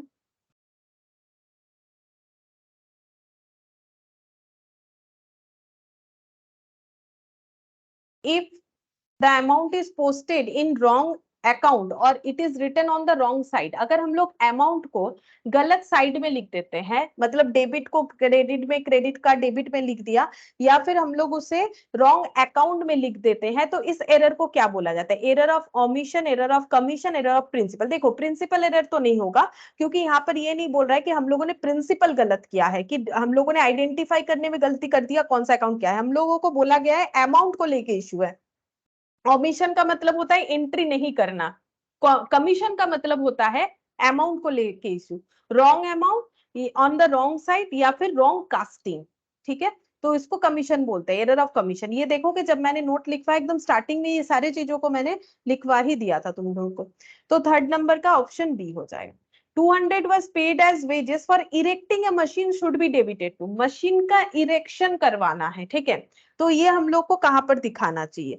तो मशीन का इरेक्शन जो है ये तो one type of capital expenditure है, ठीक है, इरेक्शन का जो बेनिफिट है वो हमें more than one accounting year के लिए मिलता है, ठीक है, इरेक्शन का जो है उसका बेनिफिट हमें more than one accounting year के लिए मिलता है। तो इरेक्शन का मतलब है लगभग इंस्टॉलेशन के तरह ही हो गया, तो इरेक्टिंग या मशीन जो है ये हम लोग का मशीन अकाउंट में डेबिट होना चाहिए, तो फोर्थ नंबर का क्या होगा? बी होगा, ठीक है। अच्छा फिर देखो फिफ्थ नंबर में क्या बोला है? On purchase of old furniture, हम लोगों ने एक पुराना फर्नीचर लिया जिसका अमाउंट है the amount of 1000 spent on its repair should be debited to. अभी अभी इस पे मैंने डिस्कशन किया, ओल्ड फर्नीचर लिया तो थोड़ा बहुत उसे ठीक करवाएंगे फिर यूज करेंगे, तो 1000 रुपीज खर्चा कर दिया, यूज करने के पहले का खर्चा है, तो वो हमारे फिक्स्ड एसेट के होगा। मतलब फर्नीचर अगर 10,000 का खरीदा और 1,000 रुपए का खर्चा करवाना पड़ा तो फर्नीचर 11,000 रुपए का हो गया, ठीक है, तो इसका मतलब आंसर हम लोग का फिफ्थ नंबर का भी बी हो जाएगा, ठीक है। अच्छा सिक्स नंबर का देखो, goods worth 50 given as charity, charity के तौर पे अगर हम लोग 50 रुपीज स्टॉक दे रहे हैं किसी को, तो क्रेडिट क्या होना चाहिए? इसका एंट्री तुम लोग सीखते हो बचपन में, इसका एंट्री क्या होता है? अगर हम लोग चैरिटी के लिए किसी को कुछ दे रहे हैं तो हमें क्रेडिट क्या होना चाहिए? तो देखो कंसेप्ट क्या है, अगर हम चैरिटी के लिए कुछ स्टॉक अप गुड्स दे रहे हैं तो मेरा स्टॉक कम होगा, तो स्टॉक क्रेडिट होगा। स्टॉक यहां में से कौन सा अकाउंट हमें स्टॉक बताता है? परचेस अकाउंट, ठीक है, तो चैरिटी के लिए कुछ दे रहे हैं तो charity expense account debit to purchase होता है, अगर हम लोग अपने स्टॉक से दे रहे हैं, ठीक है, मतलब अपने ही शॉप से ये चीज दे रहे हैं, तो फिर ये हम लोग का परचेस अकाउंट को क्रेडिट करेगा, स्टॉक को कम करता है इसीलिए परचेस अकाउंट क्रेडिट होगा। सिक्स्थ नंबर का सी हो गया। अच्छा अब सेवन नंबर का देखो, goods worth 100 taken by proprietor for domestic use, अपने यूज के लिए गुड्स लेके जा रहा है प्रोप्राइटर अपने ही शॉप से, तो ड्राइंग्स होता है, तो पैसा लेने से ड्राइंग्स टू कैश होता है, और कोई गुड्स लेके जाता है तो ड्राइंग्स टू परचेज अकाउंट होता है, तो ऑप्शन सी हम लोग का आंसर होगा, क्योंकि स्टॉक कम हो जाएगा। अगर मान लो एक पैकेट बिस्किट ही लेके चला गया, ग्रोसरी शॉप है मैगी लेके चला गया, ठीक है, तो क्या हो जाएगा? परचेज अकाउंट हम लोगों का क्रेडिट हो जाएगा, ठीक है, स्टॉक कम होते जा रहा है। एट्थ नंबर का देखो, sale of office furniture should be credited to, office का फर्नीचर बेच दिया, तो फर्नीचर बेच दिया तो पैसा आएगा, अगर पैसे मतलब कैश में बेचा है, अगर क्रेडिट में बेचा है तो डेटर बनेगा, टू क्या होगा? क्रेडिट कहाँ होना चाहिए? सेल्स अकाउंट में या फर्नीचर अकाउंट में या परचेज अकाउंट में? देखो फर्नीचर जब खरीदते हैं तो फर्नीचर टू कैश, ठीक है, अब जब उसे बेच देंगे तो cash to furniture, opposite entry होगा, फर्नीचर चला गया हम लोग के पास से, तो यहाँ पर ऑप्शन बी होगा, ठीक है।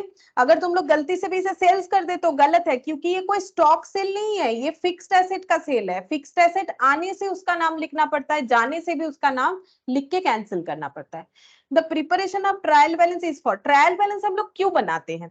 Locating error of commission, locating error of principle, locating clerical error. Actually trial balance का डेफिनेशन है कि locating clerical error. Trial balance क्यों बनाते हैं? कि अगर ट्रायल बैलेंस बनने से हमें पता चलता है कि डेबिट क्रेडिट टैली हुआ कि नहीं, इस चीज को बोला जाता है क्लरिकल एरर। लेकिन एरर ऑफ कमीशन है कि नहीं, एरर ऑफ प्रिंसिपल है कि नहीं, वो डिटेक्ट करने के लिए ट्रायल बैलेंस नहीं बनाया जाता है, क्लरिकल एरर को डिटेक्ट करने के लिए ट्रायल बैलेंस बनाया जाता है। अब ये क्लरिकल एरर अलग अलग टाइप का हो सकता है, ठीक है, तो ट्रायल बैलेंस बनाते हैं हम लोग मैथमेटिकल एक्यूरेसी या क्लरिकल एरर को डिटेक्ट करने के लिए, तो हम लोग का आंसर हो जाएगा नाइन्थ नंबर का सी।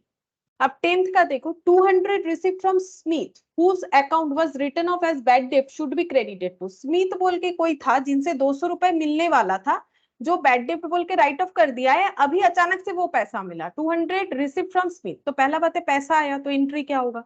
Cash account debit.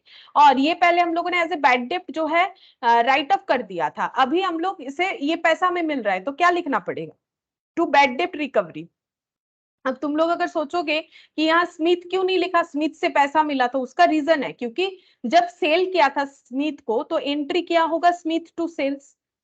अब क्रेडिट सेल हुआ है तभी ना बैड डेब्ट हुआ था, तो फिर उसके बाद उन्होंने पैसा नहीं दिया तो एंट्री डाल दिया बैड डेब्ट टू स्मिथ। ठीक है, तो अपने अकाउंट से देखो क्या क्या चला गया, Smith debit Smith credit cancel out, तो नेट क्या बचा था पता है, नेट ये बचा था बैड डेब्ट टू सेल, मतलब ऐसा सेल किए जिसमें हाथ क्या लगा, बैड डेब्ट। अब अगर अचानक से वो पैसा दे रहा है कैश अकाउंट डेबिट, तो टू स्मिथ कैसे करेंगे, अब टू स्मिथ तभी कर सकते हैं अगर मेरे अकाउंट में स्मिथ था, मैंने स्मिथ को रिवर्स कर दिया कि हाँ भाई तुमसे पैसा मिल गया। अब जब मैंने स्मिथ को हटा ही दिया था, बैड डेब्ट का एंट्री किया, तो स्मिथ तो देखो जब हम लोग बैड डेब्ट बोल के किसी डेटर को लिख देते हैं, रिकॉर्ड करने का मतलब उस डेटर को अपने अकाउंट से कैंसिल कर रहे हैं, तो ये जो पैसा मिल रहा है ये स्मिथ से नहीं मिल रहा है, ये बैड डेब्ट का रिकवरी हो रहा है। ठीक है, अब स्मिथ को लिखने का कोई मतलब नहीं बनता है, तो यहाँ पर होगा कैश टू बैड डेब्ट रिकवरी, ये वाला। इस पे एक क्वेश्चन भी था हम लोगों ने, मतलब रेक्टिफिकेशन ऑफ एरर में ऐसा एक पॉइंट था, वो भी हम लोगों ने किया था। And last point, purchase of office furniture 1200 has been debited to general expense account. Office furniture purchase किया, जनरल एक्सपेंस में दिखा रहे हो, गलत बात है, फर्नीचर फिक्स्ड एसेट होता है, तो इसे हमें फिक्स्ड एसेट अकाउंट में ही डेबिट यानी फर्नीचर डेबिट करना चाहिए। तो ये कैसा एरर है, ये प्रिंसिपल एरर होना चाहिए, एरर ऑफ प्रिंसिपल, 11 का बी। ठीक है, ये प्रिंसिपल एरर है। तो देखो एमसीक्यू मैंने एक बार डिस्कस कर दिया, इससे क्या होगा, तुम लोग का बेस क्लियर हो जाएगा कि क्या क्या होना चाहिए था। ठीक है, तो जो भी हम लोगों ने पढ़ा था ना उसको अगर अच्छे से किए हो तो सारी चीजों को समझ में आएगा। ठीक है, प्रॉब्लम नहीं होना चाहिए। तो रेक्टिफिकेशन एरर में जो भी ड्यू था वो मैंने क्लियर कर दिया, देखो ड्यू जो भी था वो हम लोगों ने कर लिया। अब हम लोग आज जो नया टॉपिक इसको हम बंद करते हैं। ठीक है, अभी हम लोग जो पढ़ेंगे दैट इज डेप्रिशिएशन, ये भी तुम लोग का नोन टॉपिक ही है, मतलब 11 में तो होता है। अब कोई कोई इसे स्किप कर देते हो वो बात अलग है, लेकिन स्किप मत करो क्योंकि डेप्रिशिएशन एक ऐसा कंसेप्ट है जो हमें हर जगह पे चाहिए होता है। ठीक है, ऐसा नहीं है कि सिर्फ डेप्रिशिएशन इंडिविजुअल चैप्टर के हिसाब से हमें चाहिए, डेप्रिशिएशन में हम लोगों को क्या करना पड़ता है, फाइनल डेप्रिशिएशन तो हर जगह यूज होता है। ठीक है, अब हम लोग देखेंगे कि डेप्रिशिएशन का पहले हम लोग कंसेप्ट देखते हैं कि डेप्रिशिएशन क्या है, क्यों ये लगाया जाता है। ठीक है, तो यहाँ पर लिखते हैं डेप्रिशिएशन।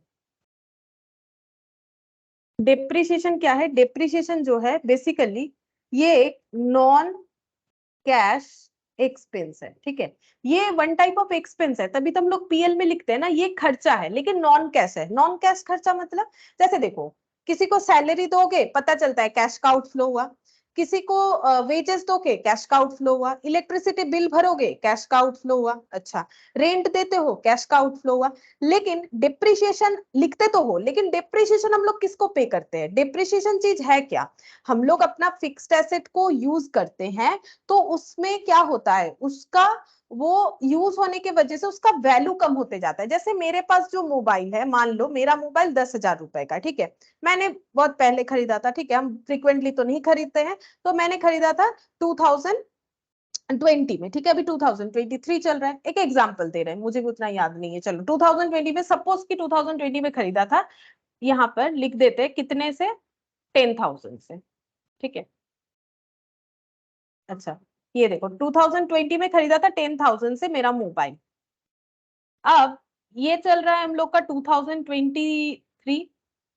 ठीक है, अब क्या मुझे इस मोबाइल का 10,000 ही मिलेगा, अगर हम इसे बेचने जाए, अगर हम इसे सेल करने जाए मेरे मोबाइल को, तो क्या मुझे 10,000 मिलेगा, नहीं। मान लो मुझे मिला जोर से जोर सपोज 2,000 रुपए मिला। ठीक है, मैंने अच्छा खासा मेंटेन कर रखा है, ज्यादा यूज नहीं करते जरूरत से ज्यादा, तो देखो ठीक है मेरा, तो 2,000 मिल जाएगा ऐसा मुझे लग रहा है। तो जो 8,000 मुझे नहीं मिला, जो 8,000 मुझे नहीं रिकवरी हुआ, वो क्या है, वो है इसका मतलब ये है कि 8,000 का मैंने यूज कर लिया, सब मनीटरी टर्म में अगर देखें तो 8,000 रुपए का मोबाइल मैंने यूज कर लिया, और जो मेरे से खरीद रहा है मुझे 2,000 दे रहा है, मतलब और भी 2,000 का मोबाइल यूज कर सकते हैं, इस हिसाब से हम बोल रहे हैं। ठीक है, तो मैंने ये मोबाइल को खरीदा था 10,000 में, ये मेरा कॉस्ट हो गया। ठीक है, और मैंने ये मोबाइल को बेच दिया 2,000 में, मतलब यूज करने के बाद भी मुझे इससे 2,000 रुपए का रिकवरी हो गया, और 8,000 रुपए का मैंने इस मोबाइल को यूज किया, और कितने साल तक, 3 साल तक यूज किया। ठीक है, 3 साल तक एक काम करते इसे ना 19 कर देते तो डिवाइड करने में आसानी हो जाएगा। ये देखो 19 में खरीदा था, 19 पूरा, 20 पूरा, 21 पूरा, 22 पूरा, अच्छा ये 20 रहने से ही 3 साल होगा क्या, 20, 21, 22, 23, हाँ ये देखो 4 साल हो गया है ना। 20 पूरा, 21 पूरा, 22 पूरा, 23 पूरा, 4 साल हो गया। 4 साल में मैंने 8,000 रुपए का मोबाइल यूज कर लिया, तो हर साल कितने रुपए का मोबाइल यूज किया, डिवाइडेड बाई 4 करो, 2,000 रुपए का मैंने मोबाइल यूज कर लिया। हर साल मैंने 2,000 रुपए का मोबाइल यूज किया, और ये जो है ये वैल्यू मुझे और इसीलिए मार्केट में नहीं मिल रहा है। 8,000 मुझे और कोई नहीं देगा, मुझे बोल रहा है 2,000 ही देगा। 8,000 क्यों नहीं देगा, क्योंकि मैंने वो यूज कर लिया 4 साल में, ठीक है। तो हर साल मैंने 2,000 रुपए का मोबाइल यूज किया, मैंने डिवाइडेड बाई 4 करके पता कर लिया। ये जो मैंने यूज कर लिया इसको बोलेंगे मेरे मोबाइल का डिप्रिशिएबल वैल्यू, ठीक है। ये क्या है, डिप्रिशिएबल वैल्यू, ठीक है। ये वैल्यू जो है ये डिप्रिशिएट हो चुका है, मेरे मोबाइल का वैल्यू गिर के 2,000 में आ चुका है, तो ये मेरा डिप्रिशिएबल वैल्यू हो गया।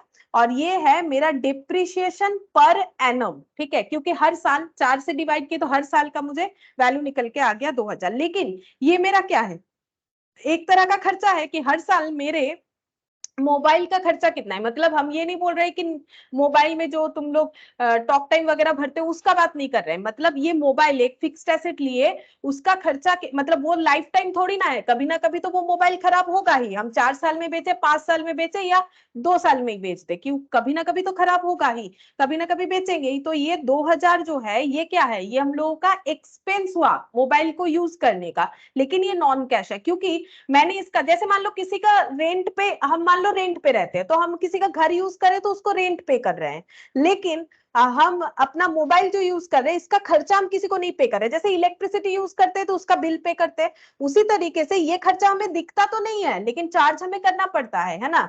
अभी हम पर्सनल मोबाइल पे नहीं कर रहे, तुम लोग भी शायद मेंटेन नहीं करते होगे, लेकिन बड़ा बड़ा ऑर्गेनाइजेशन अपने फिक्स्ड एसेट पे ये खर्चे को चार्ज करता है, ठीक है। और ये नॉन कैश इसीलिए क्योंकि ये खर्चा पे नहीं करना पड़ता है, लाइक इलेक्ट्रिसिटी बिल या रेंट की तरह, ठीक है। लेकिन इसे हम लोग रिकॉर्ड जरूर करते हैं, इसीलिए इसे नॉन कैश बोला जाता है, या फिर इम्प्लिसिट कॉस्ट भी इसे बोला जाता है। कॉस्टिंग जब पढ़ोगे कभी तो देखना, इम्प्लिसिट कॉस्ट जो है उसे इम्प्लिसिट कॉस्ट बोला जाता है। मतलब ये जो है खर्चा हमें दिख नहीं रहा है लेकिन हमें चार्ज करना पड़ता है। तो ऑर्गेनाइजेशन जो अच्छे तरीके से अपना सारा चीज मेंटेन करते हैं वेल तरीके से, ठीक है, वो डिप्रिशिएशन वगैरह जरूर दिखाते हैं, ठीक है। तो डिप्रिशिएशन क्यों लगता है, देखो मेरा मोबाइल का वैल्यू कम क्यों हो गया, क्योंकि मैंने मोबाइल को यूज किया, ठीक है। तो यहां पर लिखते हैं डेफिनेशन के तौर पे, decrease in the value of fixed asset is called depreciation, ठीक है। तो फिक्स्ड एसेट का जो वैल्यू कम हो जाता है उसे हम लोग डिप्रिशिएशन बोलते हैं। क्या क्या रीजन से फिक्स्ड एसेट का वैल्यू कम हो सकता है, एक तो है नॉर्मल वेयर एंड टीयर बोलते हैं, ठीक है। वेयर एंड टीयर मतलब डे टू डे का यूज। ये यहाँ पर मेरा मोबाइल का वैल्यू क्यों कम हुआ, क्योंकि हम इसे रोज यूज कर रहे थे तो इसका वैल्यू कम हो गया, ठीक है। Day to day use, normal wear and tear का मतलब होता है डे टू डे यूज, ठीक है। और किस वजह से कम होता है, passage of time, passage of time. ऐसा नहीं है कि सिर्फ मोबाइल को यूज करने से ही उसका वैल्यू कम होगा, मतलब फिक्स्ड एसेट को, मोबाइल तो मेरा एग्जांपल है। अगर मान लो मैंने ये मोबाइल खरीदा था लेकिन यूज ही नहीं किया, रख दिया एज इट इज, और मोबाइल ठीक भी है, और अगर हम उसे आज बेचना चाहे तो क्या मुझे 10,000 ही मिलेगा, नहीं, लोग इसे सेकेंड हैंड ही कंसिडर करेंगे। यानी टाइम अगर चला गया, खरीदने के बाद अगर टाइम बीत चुका है तो यूज हो या ना हो, टाइम के साथ साथ चीज डिप्रिशिएट जरूर होता है अगर वो एसेट है, ठीक है। अगर वो फिक्स्ड एसेट है, फिक्स्ड एसेट तो तुम लोग को पता ही होगा, फिक्स्ड एसेट क्या होता है, ऐसा एसेट जिससे हमें जो बेनिफिट मिलता है वो मोर देन 1 अकाउंटिंग ईयर के लिए मिलता है, जैसे कि प्लांट, फर्नीचर, ठीक है, मशीन्स, ये मशीन्स हो गया, लैंड एंड बिल्डिंग हो गया, ठीक है। अब लैंड का अलग कंसेप्ट होगा, वहां डिप्रिशिएशन नहीं लगता है, हम बताएंगे। इस तरीके की चीजों को फिक्स्ड एसेट बोलते हैं, क्योंकि फिक्स्ड एसेट नॉर्मली वो होता है जिसका बेनिफिट हमें मोर देन 1 अकाउंटिंग ईयर के लिए मिलता है, और जो चीज हम लोग सेल करने के लिए नहीं खरीदते। हाँ, मुझे फ्यूचर में सेल जरूर करना है, मैंने देखा कि मुझे ये मोबाइल बेच देते, नया खरीद लेंगे, 2,000 रुपए तो मुझे मिल ही जाएगा, पुराना हो गया, वो बात अलग है। लेकिन नॉर्मल कोर्स ऑफ बिजनेस में बेचने के लिए मैंने नहीं खरीदा है, मतलब मोबाइल बेचना मेरा काम नहीं। अगर मेरा मोबाइल बेचने का काम होता तो मोबाइल मेरे लिए फिक्स्ड एसेट नहीं होता, करंट एसेट होता। ठीक है, तो फिक्स्ड एसेट का मतलब समझ में आ गया होगा। फिक्स्ड एसेट का मतलब ऐसा एसेट, जो ऐसा रिसोर्स जिससे हमें more than one accounting year के लिए बेनिफिट मिलेगा। और ये जो है फिक्स्ड एसेट हम लोग उसे कहेंगे जिससे हमें more than one accounting year benefit मिलेगा, एज वेल एज हम लोगों को क्या होगा, ये हम लोग नॉर्मल कोर्स ऑफ बिजनेस में सेल करने के लिए नहीं खरीदते। हाँ, फ्यूचर में पुराना हो गया बेच दिया, वो बात अलग है। पासेज ऑफ टाइम से भी डेप्रिसिएशन लगता है। दूसरा लिखते हैं चेंज इन टेक्नोलॉजी। ठीक है, अगर टेक्नोलॉजिकल चेंज आ जाता है, टेक्नोलॉजी, ठीक है, अगर टेक्नोलॉजिकल चेंज आ जाता है, जैसे मान लो एक फैक्ट्री में एक मशीन है, ठीक है, और अचानक से टेक्नोलॉजिकल चेंज आया, मतलब अचानक से तो नहीं होता है, धीरे धीरे चेंज आते जाता है। अब टेक्नोलॉजिकल चेंजेस के वजह से क्या हो गया कि मतलब जो मशीन था उसका वैल्यू कम हो गया। मान लो मशीन का वैल्यू था 10 लाख, 2-3 साल पहले ही खरीदा था, ठीक है। अब क्या हुआ, अचानक से टेक्नोलॉजिकल चेंजेस हो गया, मशीन से वो प्रोडक्शन जो है उतना नहीं मिल रहा है जो नए नए तरह के टेक्नोलॉजिकल मशीन से मिल रहे हैं, तो इसे उसका वैल्यू क्या हो गया, कम हो गया। ठीक है, यूज उतना साल नहीं हुआ, हार्डली 2 साल ही यूज किया मशीन को, लेकिन उसका वैल्यू धड़ाक से गिर गया। ठीक है, क्योंकि टेक्नोलॉजिकल चेंजेस की वजह से।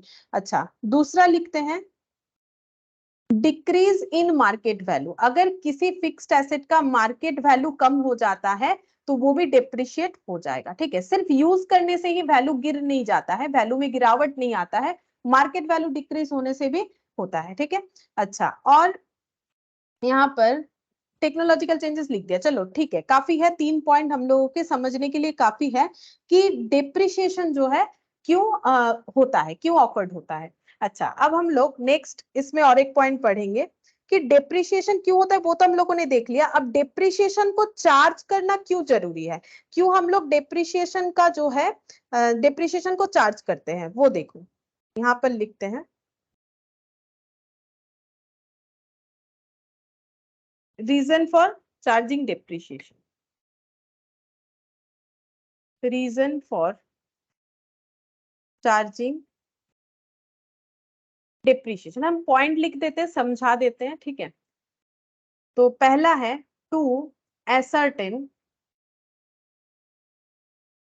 True and true result of operations. इसका मतलब समझाते हैं। ट्रू रिजल्ट ऑफ ऑपरेशंस का मतलब है हर एक जगह पे बिजनेस एक्टिविटी होता है जिसे हम लोग एक्टिविटी या ऑपरेशन बोल सकते हैं, ठीक है। अब बिजनेस का रिजल्ट हम लोग को कहाँ दिखता है, फाइनल अकाउंट्स में, gross profit, net profit, balance sheet में, ताकि हम लोग का जीपी, एनपी और बैलेंस शीट ये सब सही दिखे, इसलिए हमें डिप्रिसिएशन चार्ज करना जरूरी है। क्यों जरूरी है, जैसे मान लो हम लोगों के पास एक फिक्स्ड एसेट है, ठीक है, जिसका वैल्यू है 1 लाख, ठीक है। अब हम लोग इसको पहले साल भी बैलेंस शीट में 1 लाख का दिखाए और 3 साल बाद भी उसे 1 लाख का दिखा रहे, ये तो गलत बात हो गया। क्यों, क्योंकि 3 साल बाद वो मशीन 1 लाख का रहा ही नहीं, फिक्स्ड एसेट 1 लाख का रहा ही नहीं, उसको यूज करने की वजह से उसके वैल्यू में गिरावट आया, तो उसको रिकॉर्ड करना पड़ेगा। तो कैसे रिकॉर्ड करेंगे, अब हम लोग को उसको डिप्रिशिएशन नाम पे रिकॉर्ड करके दिखाना पड़ेगा। मान लो पहले साल डिप्रिशिएशन हुआ जो है 10,000 रुपए, तो वैल्यू कितना हुआ 90,000, तो नेक्स्ट ईयर इसे हम लोग 90,000 बोल के ब्रॉट डाउन करेंगे, फिर इस पे डेप्रिसिएशन लगाएंगे, ठीक है।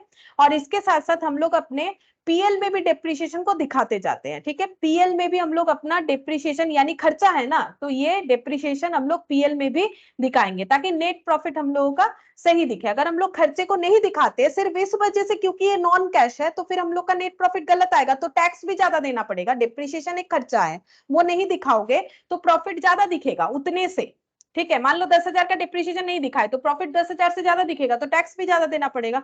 तो हमेशा ट्रू एंड फेयर, जबकि मेरा खर्चा तो हो ही रहा है, मेरे एसेट का वैल्यू कम हो रहा है, खर्चा तो हो रहा है, भले ही मेरा कैश आउटफ्लो नहीं हो रहा है, तो मुझे दिखाना चाहिए, जो कि तुम लोग दिखाते भी हो फाइनल अकाउंट्स में।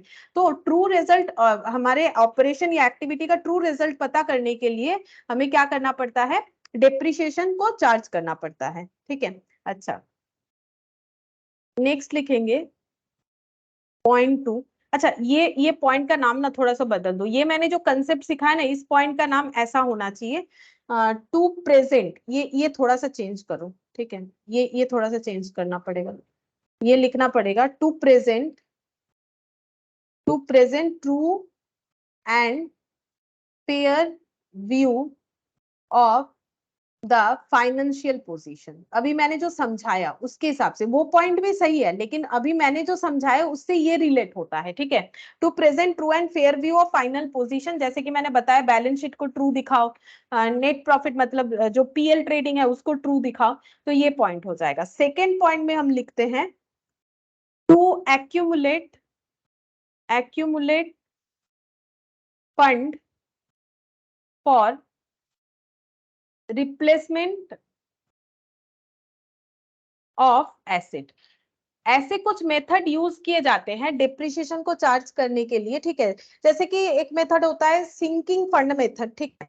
उसमें क्या किया जाता है, जितना हर साल डिप्रिसिएशन, जैसे मैंने अगर पहले से आइडेंटिफाई कर लिया होता कि हर साल मेरे मोबाइल पे मेरा 2000 का खर्चा होता है, तो हम अपने इनकम से 2000 करके हटा के रखेंगे, ठीक है, ताकि फ्यूचर में जब हम एसेट खरीदने जाए तो मेरा ये पैसा सब्सटीट्यूट हो जाए, ठीक है। 4 साल में मैंने मान लो 2-2 हजार करके हटा के रखा, तो मेरे पास अभी 8000 आएगा और मोबाइल बेच के 2000 आ जाएगा। अगर मुझे इससे ज्यादा महंगा खरीदना है तो और भी पैसा जोड़ के हम खरीद सकते हैं। तो मेरे पास क्या हो जाएगा, फंड एक्यूमुलेट हो जाएगा मेरे मोबाइल को रिप्लेस करने के लिए। अगर हम डिप्रिसिएशन का इक्विवेलेंट अमाउंट अपने इनकम से सेट असाइड करके रखते हैं, ठीक है। तो ये रखने के लिए पता तो करना पड़ेगा कि कितना डिप्रिसिएशन हो रहा है, तो डिप्रिसिएशन चार्ज करना इसीलिए जरूरी है। तो to accumulate fund for replacement of asset, इसी वजह से भी डिप्रिसिएशन चार्ज करना जरूरी होता है। फिर लिखेंगे to ascertain true cost of production. True cost of production हमें पता करना जरूरी होता है। ट्रू कॉस्ट ऑफ प्रोडक्शन मतलब जैसे हम लोग अगर मैन्युफैक्चरर है तो गुड्स प्रोड्यूस कर रहे हैं। अब अगर गुड्स प्रोड्यूस कर रहे हैं तो हम लोग मशीन वगैरह यूज कर रहे हैं प्रोडक्शन करने के लिए, या मान लो एडमिनिस्ट्रेशन ऑफिस एडमिनिस्ट्रेशन में फर्नीचर वगैरह यूज हो रहा है, बिल्डिंग का डेप्रिसिएशन हो रहा है। तो अगर हम लोग ये सारी चीजों को कंसिडर नहीं करेंगे तो हमारे प्रोडक्शन जो फिनिश गुड्स बनेगा उसका कॉस्ट हम लोग आइडेंटिफाई नहीं कर पाते। जैसे मान लो कि हम लोग जो है क्ले से मान लो क्ले पॉट बनाते हैं, ठीक है, क्ले से मान लो क्ले पॉट बनाते हैं, ठीक है। अब अगर हम लोग क्ले से क्ले पॉट बनाते हैं तो हम लोग क्या बन गए, प्रोडक्शन करने वाले मैन्युफैक्चरर। तो क्ले हम लोग का रॉ मटेरियल हो गया। अब प्रोडक्शन करने के लिए क्या चाहिए होगा, रॉ मटेरियल तो क्या है, क्ले है। और क्या चाहिए होगा, हम लोगों को लेबर चाहिए होगा जो ऐसा काम कर सकते हैं। अब मशीन में भी बनेगा लेकिन मशीन को चलाने के लिए भी तो लेबर का जरूरत होगा। तो जब मेरा क्ले पॉट बन के रेडी होगा, मान लो ये मेरा क्ले पॉट बन के रेडी हुआ, तो इसको कितने में सेल करें उसके लिए मुझे पता करना पड़ेगा इसको बनाने का खर्चा कितना हुआ, जिसको कॉस्ट बोला जाता है। फिर हम उस पे अपना प्रॉफिट ऐड करके सेलिंग प्राइस बताएंगे, ठीक है। तो कॉस्ट कैसे आइडेंटिफाई करेंगे, रॉ मटेरियल खरीदा, लेबर को पैसा दिया, इलेक्ट्रिसिटी बिल था, ये था वो था, सारी चीजों को जोड़ के मुझे पता करना पड़ेगा कितना खर्चा हुआ, फिर प्रॉफिट। अब इस खर्चे में मुझे जो मशीन यूज हुआ क्ले पॉट बनाने के लिए उसका डिप्रिसिएशन भी ऐड करना पड़ेगा। मशीन का प्राइस तो ऐड नहीं कर सकते, मशीन मान लो था 50,000 का, क्या हम 50,000 ऐड कर देंगे एक क्ले पॉट पे, या अगर 1000 पीस भी बना रहे तो क्या उस पे ऐड कर देंगे, क्योंकि फिक्स्ड एसेट का खर्चा एक बार में थोड़ी ना ऐड होता है। उसे हमें क्या करना पड़ता है, धीरे धीरे खर्चे को अपोर्शन करना पड़ता है, हर साल धीरे धीरे उसे राइट ऑफ करना पड़ता है। वो राइट ऑफ ही तो डिप्रिसिएशन है, कि हम अपने खर्चे को ऐसे थोड़ी ना दिखाएंगे। ये 6000 का खर्चा, 10,000 का मोबाइल खरीद लिया, अब मान लो 10,000 का मशीन खरीदा था, तो उस खर्चे को कैसे दिखाएंगे, एक बार के प्रोडक्शन में 10,000 दिखा देंगे, उसके बाद वाले प्रोडक्शन में क्या मशीन का खर्चा नहीं दिखाएंगे, वैसे नहीं दिखाना होता है। मशीन का जो डिप्रिसिएशन है उसको हमें एज ए एक्सपेंस दिखाना पड़ता है। तो हम लोग वही बोल रहे हैं कि to ascertain true cost of production, production का ट्रू कॉस्ट पता करने के लिए हम लोगों को डिप्रिसिएशन चार्ज करना जरूरी होता है, ठीक है। और ये जो मैंने पॉइंट लिख के मतलब हटा दिया था वहां पर, ये देखो 4th नंबर पे वो पॉइंट लिख देते हैं, to ascertain true result of operation. अगर हम लोग ये सारी चीजों को सही तरीके से कर रहे हैं तो हमें अपने ऑपरेशन यानी बिजनेस एक्टिविटी से ट्रू रिजल्ट मिलेगा, ठीक है। क्योंकि डिप्रिसिएशन अगर चार्ज नहीं करेंगे तो हमें गलत रिजल्ट मिलेगा, ठीक है, गलत कैलकुलेशन होके हमारा आंसर आएगा। अच्छा, अब देखो यहाँ पर एक स्पेशल पॉइंट लिख लेते हैं, डेप्रिसिएशन कभी लैंड पे चार्ज नहीं होता है। Depreciation is not charge on land, ठीक है। क्योंकि लैंड का एक्चुअली क्या होता है, लैंड का होता है appreciation, it's value always increases, that is appreciate. That is appreciation होता है, ठीक है, एप्रिसिएशन होता है, डेप्रिसिएशन नहीं होता है, ठीक है, एप्रिसिएशन होता है। अब जैसे हम लोगों को कभी दिया हुआ रहता है ना लैंड, लैंड का वैल्यू दिया हुआ है तो उसका हमेशा क्या होगा, एप्रिसिएशन होगा। अच्छा, अगर हम लोग को ऐसे दिया हुआ है बिल्डिंग, बिल्डिंग दिया हुआ है तो उसका भी, उसका क्या होता है, डेप्रिसिएशन होता है। अब बिल्डिंग देखो लैंड पे ही है, ठीक है, बिल्डिंग तो जो हवा में नहीं रहेगा, वो तो स्पेसिफिकली जमीन के साथ लगा हुआ रहता है, ठीक है, अब फ्लोर के बेसिस पे होता है, तो मेन बिल्डिंग तो जमीन से ही लगा हुआ है, ठीक है। तो बिल्डिंग जो है वो लैंड पे बना हुआ है लेकिन बिल्डिंग पे डेप्रिसिएशन होगा, ठीक है। और अगर ऐसा दिया हुआ है क्वेश्चन में लैंड एंड बिल्डिंग, ठीक है, लैंड एंड बिल्डिंग दिया हुआ है तो इस पे भी हम लोग क्या कर सकते हैं, डेप्रिसिएशन लगा सकते हैं अगर हमें डेप्रिसिएशन का रेट दिया हुआ है। एक्चुअली लैंड एंड बिल्डिंग का मतलब है हम लोगों ने ऐसा, हम लोगों ने एक बिल्डिंग खरीदा है तो वो मान लो लैंड के साथ ही खरीदा है। अब जब पेमेंट क्या है, कितने लैंड के लिए, क्या है, कितना बिल्डिंग के लिए, अगर हम लोग ये बाइफरकेट नहीं कर सकते, जैसे मान लो यहाँ पर ये घर है, ठीक है, ये घर हम लोगों ने खरीदा, ठीक है, ये लैंड के साथ ही खरीदा, अब इसका पूरा पेमेंट क्या मान लो 60 लाख, ठीक है।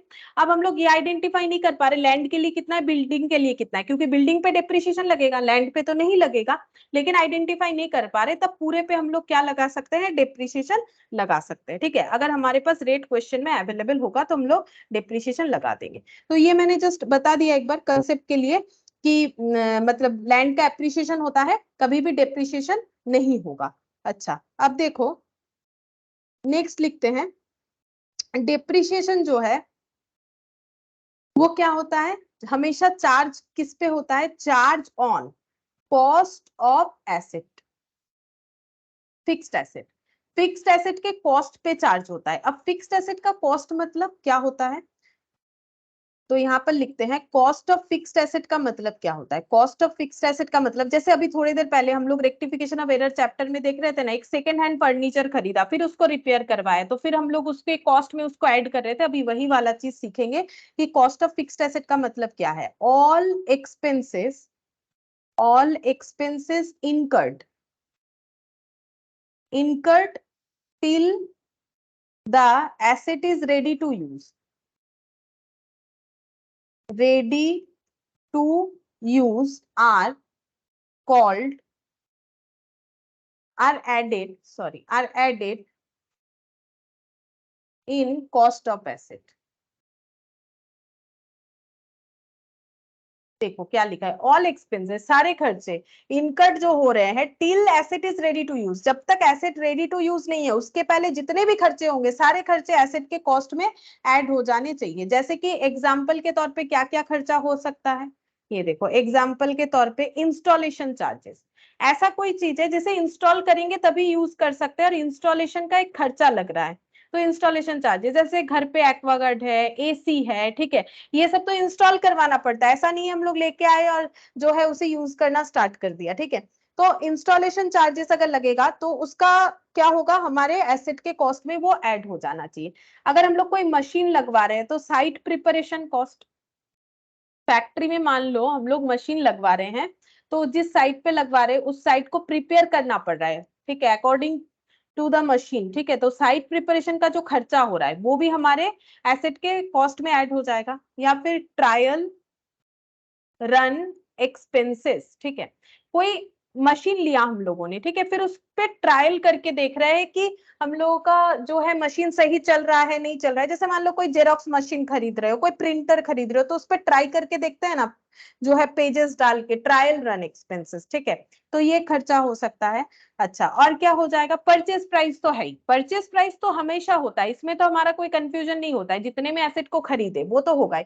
अब जो कंफ्यूजन होता है वो हम बता रहे हैं, इरेक्शन चार्जेस, ठीक है, इरेक्शन चार्जेस, जो भी खर्चा एसेट को यूज करने के पहले हो रहा है वो सारे खर्चे ऐड होंगे।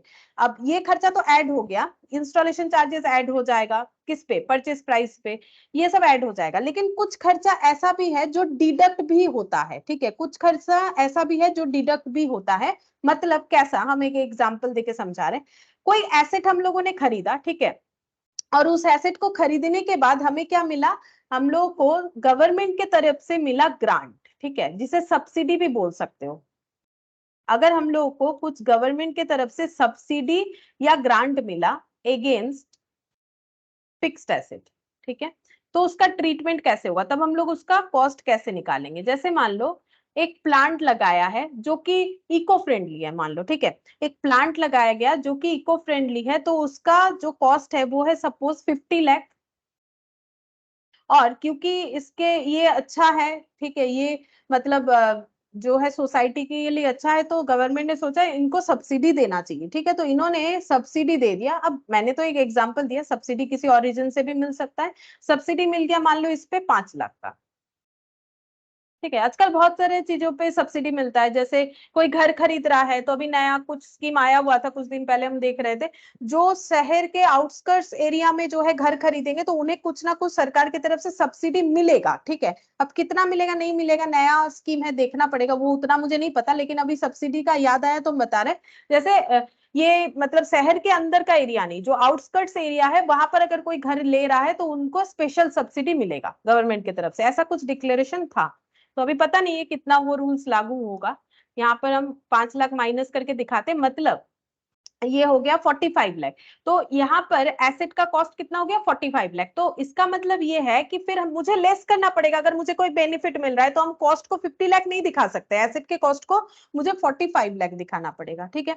अब जैसे मैंने ट्रायल रन का बताया, देखो ट्रायल रन जब हम लोग कर रहे हैं तो हम लोग को मान लो उससे क्या मिला, कुछ आउटपुट मिला। तो अब मशीन चलाएंगे, ट्रायल रन कर रहे हैं, तो कुछ ना कुछ तो आउटपुट मिलेगा। जैसे मान लो हम लोगों ने जो है प्रिंटर लिया है, प्रिंटर पे ट्रायल रन कर रहे हैं, ठीक है, पेज डाल रहे हैं, देख रहे हैं कैसा प्रिंट हो रहा है, कलर प्रिंट चेक कर रहे हैं, black and white print check कर रहे हैं, और वो जो है कागज पे कागज निकल के आ रहा है, ठीक है। अब ये तो चेक तो कर लिया, लेकिन मान लो कम से कम 15-20 पीस कागज या फिर 100 पीस कागज जो है हमारे पास जमा हो गया। अब हम लोग उसका क्या कर सकते हैं, उसको वो आउटपुट जो निकल के आया, मान लो उसका एक मार्केट वैल्यू है, मतलब हम लोग स्क्रैप के भाव में उसे बेच सकते हैं। सपोज हम लोगों ने वो पेपर को पेपर वाले को बेच दिया, पेपर के साथ बेच दिया, बिक गया। तो अगर ऐसा हो रहा है तो उस केस में हम लोग का मशीन का जो भी कॉस्ट था, मान लो प्रिंटर आया था हम लोगों का जो है 8,000 का, ठीक है, और वो पेपर जो रद्दी पेपर वगैरह है वो सेल करके हम लोग को स्क्रैप के भाव में, मान लो काफी ज्यादा हम लोगों ने ट्रायल किया, बेच बाच के हम लोग को 100 रुपए मिल गया, जस्ट एग्जांपल दे रहे हैं।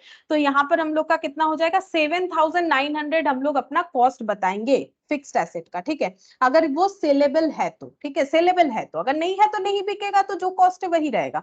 अगर मान लो वो पेपर नहीं बिक रहा है जो मैंने एग्जाम्पल दिया, तो फिर वो कॉस्ट जो है वही रहेगा। अगर बिक जाएगा तो अच्छा बात है, ठीक है, अगर बिक जाएगा तो अच्छा बात है। तो इसीलिए मैंने यहाँ पर बोला, देखो इंस्टॉलेशन चार्जेस परचेस प्राइस में ऐड होता है, साइट प्रिपरेशन कॉस्ट भी ऐड होगा, और जो इरेक्शन चार्जेस है ऐड होगा, ट्रायल रन एक्सपेंस ऐड होगा, लेकिन ट्रायल रन से जो आउटपुट आ रहा है उसको अगर सेल कर पा रहे हैं तो वो हम लोग लेस कर सकते हैं, ठीक है। तो कॉस्ट हम लोग का इतना आ जाएगा। तो ये कंसेप्ट था छोटा सा। अच्छा, अब इस पे हमें क्या पता करना पड़ेगा, अब हम लोग डायरेक्ट जा सकते हैं, कितने तरीके का मेथड होता है डेप्रिसिएशन चार्ज करने का, ठीक है। तो यहाँ पर लिखते हैं मेथड ऑफ डेप्रिसिएशन, ठीक है, मेथड ऑफ डेप्रिसिएशन। तो जिसमें अभी हम बताएंगे तुम लोग को पहला method, that is straight line method, straight line method.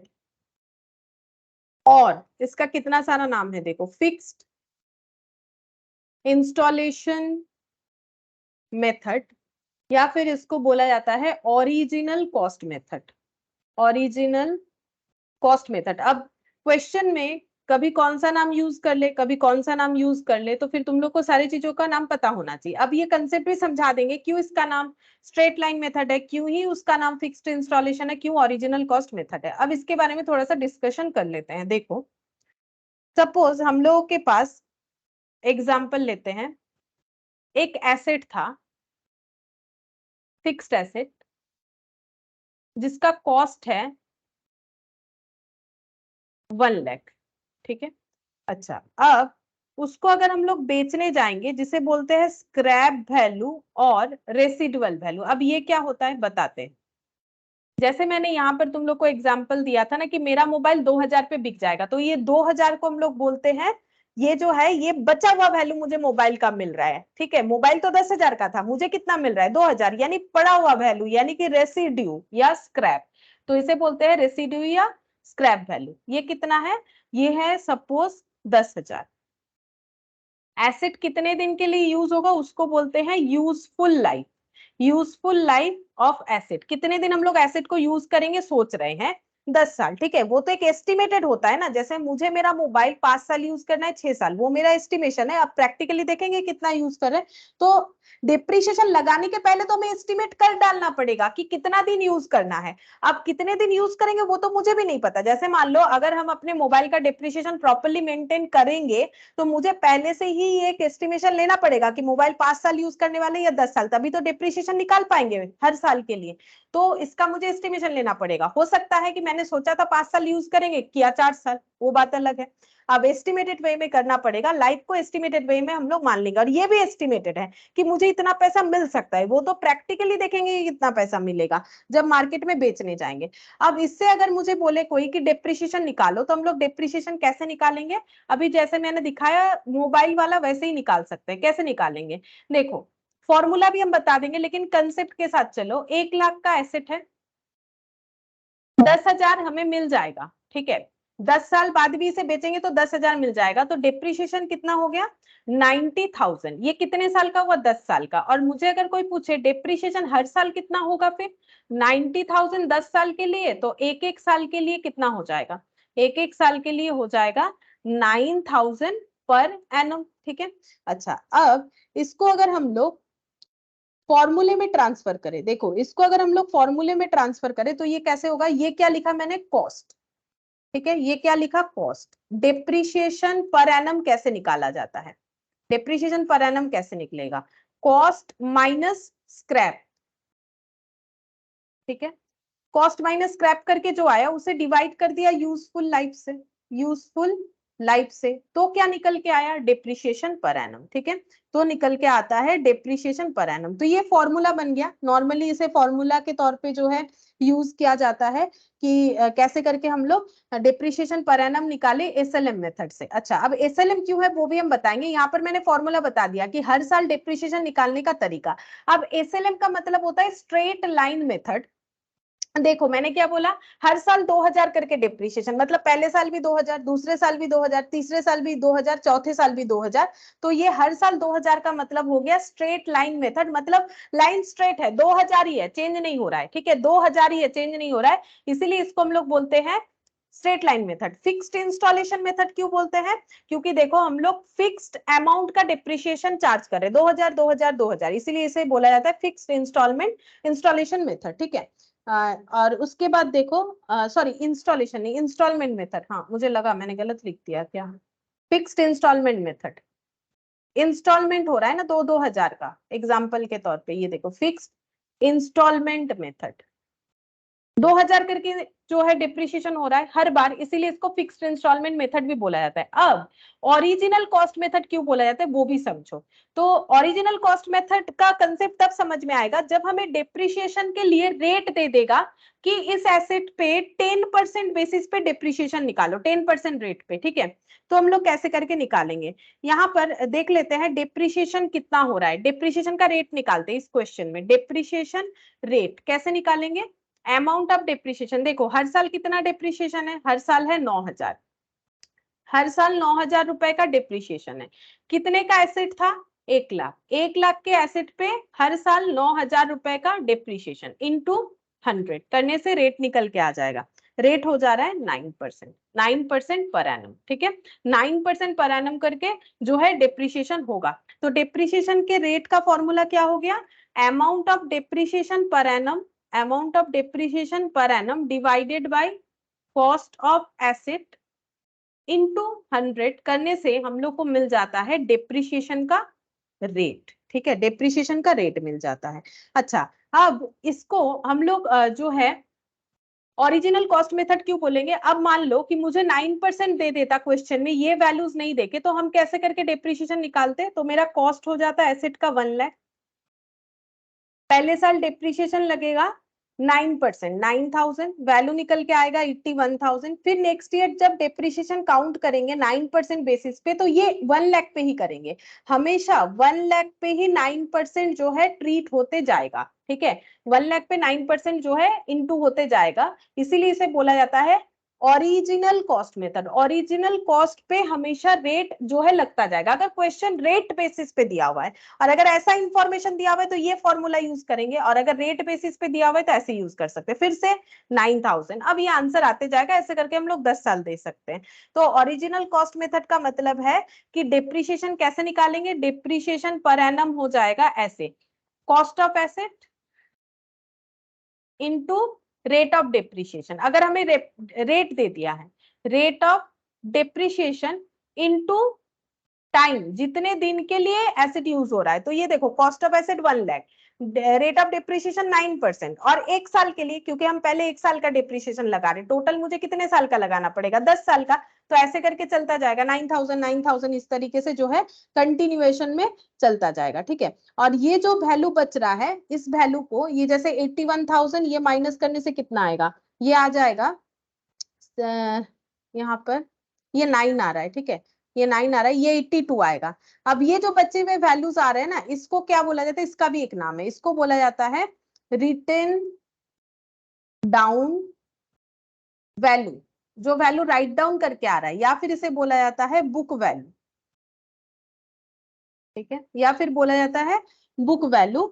और ये बुक वैल्यू क्यों बोला जाता है, इसका रीजन है, बुक वैल्यू इसीलिए बोला जाता है क्योंकि डिप्रिशिएशन पहले साल बैलेंस शीट में एसेट इतने का दिखेगा, नेक्स्ट ईयर इतने का दिखेगा, उसके बाद इतने का दिखेगा। तो बुक वैल्यू का मतलब है value appeared in books of accounts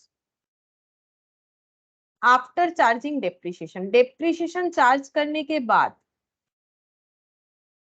जो एसेट का वैल्यू बुक्स ऑफ अकाउंट्स में दिखता है, उसी को हम लोग बोलते हैं book value of the asset. ठीक है, book value of the asset बोला जाता है।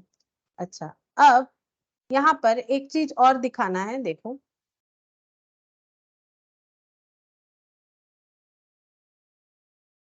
अगर 10 साल का डेप्रिशिएशन हो रहा है तो कितना डेप्रिशिएशन होगा, टोटल 90,000 होगा, यहाँ पर हम लोगों ने देखा, और 10 साल में एसेट का वैल्यू कितना बचेगा, 10,000 बचेगा। ठीक है, तो eight the end of the year, eight the end of the year 10 साल में, ठीक है, डेप्रिशिएशन चार्ज होने के बाद, देखो हम लोगों ने एसेट यहाँ पर खरीद लिया 1 2 3 4 5 6 7 8 9 10, ऐसे 10 साल हम लोग डेप्रिशिएशन लगाएंगे, तो यहाँ पर 9000, फिर 9000 9000 9000, ऐसे करके डेप्रिशिएशन चलता जाएगा। 10 साल में टोटल 90,000 डेप्रिशिएशन लगेगा, लगने के बाद जो वैल्यू बचेगा वो 10,000 होगा।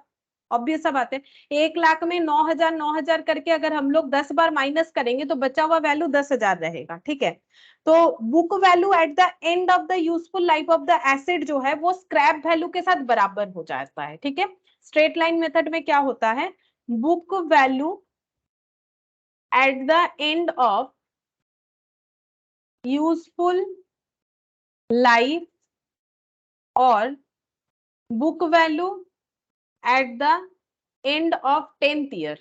इस एग्जाम्पल के हिसाब से 10th ईयर के एंड में जो बुक वैल्यू होगा, मतलब बचा हुआ वैल्यू जिसे रिटन डाउन वैल्यू बोलते हैं, वो हो जाएगा स्क्रैप वैल्यू से बराबर, इक्वल टू हो जाएगा scrap value of asset, asset के स्क्रैप वैल्यू के साथ बराबर हो जाएगा। स्ट्रेट लाइन मेथड में ऐसा होगा, डब्ल्यूटीवी वाले में यानी और एक अलग अलग जो मेथड करेंगे उसमें नहीं होगा। ठीक है, ये इसका फीचर्स है, तो इसका फीचर्स क्या क्या निकल के आया लिख लेते हैं, cost of asset equal to book value at the beginning. मतलब देखो, हम लोग बिगिनिंग में एसेट को उसके कॉस्ट वैल्यू से ही रिकॉर्ड करेंगे, पहले बार जब बैलेंस शीट में एसेट को दिखाएंगे एसेट खरीदने के बाद, तो देखो पहले बार जब हम लोग एसेट को दिखाएंगे एसेट खरीदने के बाद, तो वो हम लोग का कौन सा एसेट होगा, कौन सा वैल्यू होगा, कॉस्ट ऑफ एसेट होगा, और वही हम लोग बैलेंस शीट में दिखाएंगे तो उसे बोलेंगे book value at the beginning. ठीक है, अच्छा फिर नेक्स्ट लिखते हैं स्क्रैप वैल्यू। स्क्रैप वैल्यू जो है वो book value at the end of useful life होगा। ठीक है, जो कॉस्ट ऑफ द एसेट है वो बुक वैल्यू का बिगिनिंग अमाउंट होगा, जैसे मान लो मैंने एसेट खरीद लिया है, ये बैलेंस शीट मैंने एसेट खरीदा 10,000 रुपए का। ठीक है, और इस पे हम 2,000 करके जो है डिप्रिशिएशन लगाएंगे 4 बार सपोज। ठीक है, तो यहाँ पर पहले लगा 2,000, तो कितना बचा वैल्यू 6,000, फिर 6,000 पे लगाएंगे 2,000, कितना वैल्यू बचा 4,000। ठीक है, फिर यहाँ पर 4,000 पे लगाएंगे 2,000, तो कितना वैल्यू बच। हाँ बोलो। স্ক্রিন দেখা যাচ্ছে না, বারবার শুধু আটকে যাচ্ছে। স্ক্রিন দেখা যাচ্ছে না? আচ্ছা দেখো, রিশেয়ার করলাম, এবার দেখা যাচ্ছে? না, তাহলে একবার রিজয়েন করো, তাহলে মনে হচ্ছে তোমার নেটওয়ার্ক ইস্যু আছে, একবার রিজয়েন করো,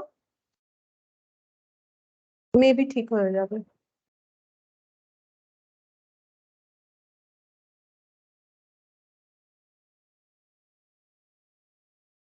এবারে দেখো তো, হ্যাঁ দেখা যাচ্ছে তো? হ্যাঁ হ্যাঁ। अच्छा देखो, यहाँ पर ये 8,000 होगा, सॉरी ये 8,000 होगा। फिर 8,000 से 2,000 माइनस करेंगे 6,000 होगा, 6,000 से 2,000 माइनस करेंगे 4,000 होगा, ठीक है। अब मैंने बोला कि 4 बार हम लोग चार्ज करेंगे, तो ये देखो अब 4,000 से अगर हम लोग 2,000 माइनस करते हैं तो 2,000 बचता है। मतलब कॉस्ट ऑफ द एसेट क्या हो गया, कॉस्ट ऑफ द एसेट ये है, ये हम लोगों ने पहले बुक वैल्यू मतलब बैलेंस शीट में पहले इसी वैल्यू में रिकॉर्ड किया, और scrap value last eight the end of the useful life of the, हम लोगों ने सोचा था 4 ही साल एसेट को यूज करेंगे, तो 4 साल बाद जो वैल्यू यहाँ पर दिख रहा है वही हम लोग का स्क्रैप वैल्यू होगा, यही चीज बता रहा है, ठीक है, यही चीज बता रहा है। तो ये जस्ट समझाने के लिए और कुछ नहीं, तो इसको हटाते हैं।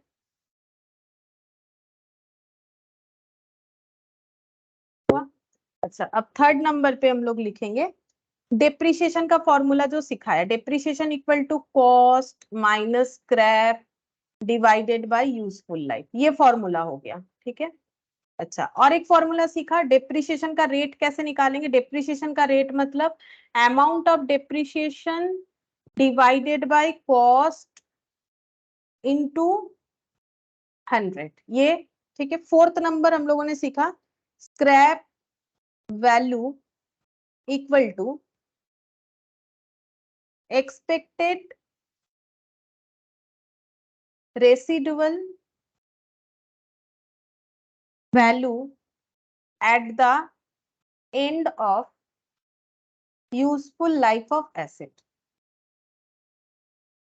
तो मैंने जो भी चीज तुम लोग को डिस्कस किया उसको मैंने एक जगह पे नोट करके लिखवा दिया, ठीक है, कि इसका मतलब क्या होता है। अच्छा अब देखो यहाँ पर हम एक एंट्री भी दिखा देते हैं एसेट का, मतलब फिक्स्ड एसेट का जब हम लोग एंट्री करेंगे तो कैसे होगा, जब परचेज करेंगे एसेट, परचेज ऑफ एसेट, तो क्या लिखेंगे, fixed asset account debit to cash bank creditor, अगर क्रेडिट में खरीद रहे हैं। उसके बाद क्या होगा, जब यूज करेंगे तो डेप्रिसिएशन चार्ज होगा, डेप्रिसिएशन चार्ज होगा तो उसका एंट्री क्या होगा, एसेट का वैल्यू कम होगा तो फिक्स्ड एसेट क्रेडिट होगा, कम करने के लिए क्रेडिट करना पड़ेगा, और डेप्रिसिएशन एक एक्सपेंस है उसे हम लोग डेबिट करेंगे, depreciation account debit to fixed asset. अब इसको हम लोग कहाँ चार्ज करेंगे, इसको हम लोग पीएल में चार्ज करेंगे, चार्ज टू पीएल, मतलब एक साल में एक फिक्स्ड एसेट पे क्या क्या एंट्री हो सकता है, एसेट को खरीदा, एसेट को यूज किया, फिर इसका एक्सपेंसेस को पीएल में चार्ज करना है, तो एंट्री क्या होगा, PL account debit to depreciation, क्योंकि हमें पता है हर एक एक्सपेंसेस जो इनडायरेक्ट है वो हमारे पीएल में क्लोज होता है, जो डायरेक्ट होता है वो ट्रेडिंग में क्लोज होता है, तो ये एंट्री होगा। अब इसका लेजर क्या होगा, लेजर भी तुम लोग को पता है, अगर हम लोग एक फिक्स्ड एसेट का अकाउंट बनाएंगे तो लेजर कैसे होगा, फिक्स्ड एसेट टू कैश या बैंक लिखना पड़ेगा, बाई डेप्रिसिएशन लिख दो, ठीक है, बाई डेप्रिसिएशन लिख दो, बाई बैलेंस सीडी जो एसेट का वैल्यू बच गया, ऐसे क्लोज हो गया। फिर ये ब्रॉट डाउन होगा next year to balance BD, इस तरीके का अकाउंट बनता है। फिर यहाँ पर डेप्रिसिएशन नेक्स्ट ईयर चार्ज होगा by depreciation by balance CD, फिर ये क्लोज हो गया, ठीक है, ऐसे चलता जाएगा, ठीक है, इस तरीके से ये चलता जाएगा। तो ये हम लोगों का कैलकुलेशन करने का तरीका, कि ये जर्नल एंट्री हो गया, कि किस तरह से जर्नल एंट्री हो गया, यहाँ मैंने लेजर पोस्टिंग भी दिखाया, और मैंने सिर्फ और सिर्फ एसएलएम के बारे में बताया। तो एक क्वेश्चन तो करना चाहिए ताकि हम लोग समझ पाए कि कैसे करके एंट्रीज वगैरह होता है। तो देखो क्या बोला है, Jain brothers acquired A machine on 1 जुलाई 2018 at a cost of 14 lakh, and spend 1 lakh on it's installation. तो मशीन का कॉस्ट कितना हो गया, इन्होंने खरीदा था तो 1 जुलाई को 14 लाख रुपीज से, लेकिन उस पे इंस्टॉलेशन का 1 लाख का खर्चा हुआ, यानी मशीन बन चुका है 15 लाख का। The firm right of depreciation 10% per annum. Firm जो है डिप्रिसिएशन चार्ज करता है 10% per annum on original cost for every year. अब इसका मतलब ये एसएलएम मेथड हो गया, ठीक है। और रेट बता दिया, रेट बताने से कैसे कैलकुलेट करना पड़ेगा, रेट बताने से हमें इस तरीके से कैलकुलेट करना पड़ेगा, ये देखो, एसेट इंटू डेप्रिसिएशन का रेट इंटू टाइम। फिर बोल रहा है करना क्या है, the books are closed on 31 December every year. इनका बुक्स ऑफ अकाउंट 31 दिसंबर क्लोज होता है। So machinery account and depreciation account for 2018-19। देखो हम इस तरीके से करते हैं, देखो तुम लोग भी ये फॉलो करना, काफी अच्छा तरीका है। देखो हम यहाँ पर एक टाइमलाइन बनाएंगे पहले, ठीक है। एसेट कब खरीदा गया, 1 जुलाई 2018। 1 जुलाई 2018 में क्या किया गया है, परचेज किया गया है एसेट, ठीक है। उसका कॉस्ट कितना है, 14 लाख परचेज किया गया है, कॉस्ट है 14 लाख। और इंस्टॉलेशन, इंस्टॉलेशन है 1 लाख। तो टोटल कॉस्ट हो गया 15 लाख। ये एक्चुअली इसको हम लोग क्या बोलते हैं पता है, ये कैसा कॉस्ट है, इसे हम लोग बोलते हैं परचेज प्राइस। एक्चुअली बोलना चाहिए परचेज प्राइस, और ये होता है टोटल कॉस्ट, ठीक है, यूज करने के पहले का सारा खर्चा। अब यहाँ पर इन्होंने 10% डेप्रिसिएशन लगाने का सोचा है। एसएलएम मेथड में कैसे पता चला, ओरिजिनल कॉस्ट बोल के लिखा हुआ है। कितना चार्ज करना है, 10% हर साल। बुक्स ऑफ अकाउंट्स कब क्लोज होता है, 31 दिसंबर। तो पहला बार कब क्लोज होगा, पहला बार क्लोज होगा 31 दिसंबर 2018 को। ये जुलाई है, जुलाई से दिसंबर, ठीक है। हम लोग को 2 साल का अकाउंट बनाने बोला है 19 तक, और एक बार क्लोज होगा 31 दिसंबर 2019 को। हम लोग को ये 2 साल का अकाउंट बना के दिखाने के लिए बोला गया है, ठीक है। तो ऐसे बनेगा प्रॉपर फॉर्मेट। अगर देखें तो in the books of Jain brothers, ठीक है। क्या क्या अकाउंट बनाने बोला है, मशीनरी और डेप्रिसिएशन अकाउंट। तो हम बनाते हैं मशीनरी अकाउंट, मशीनरी अकाउंट।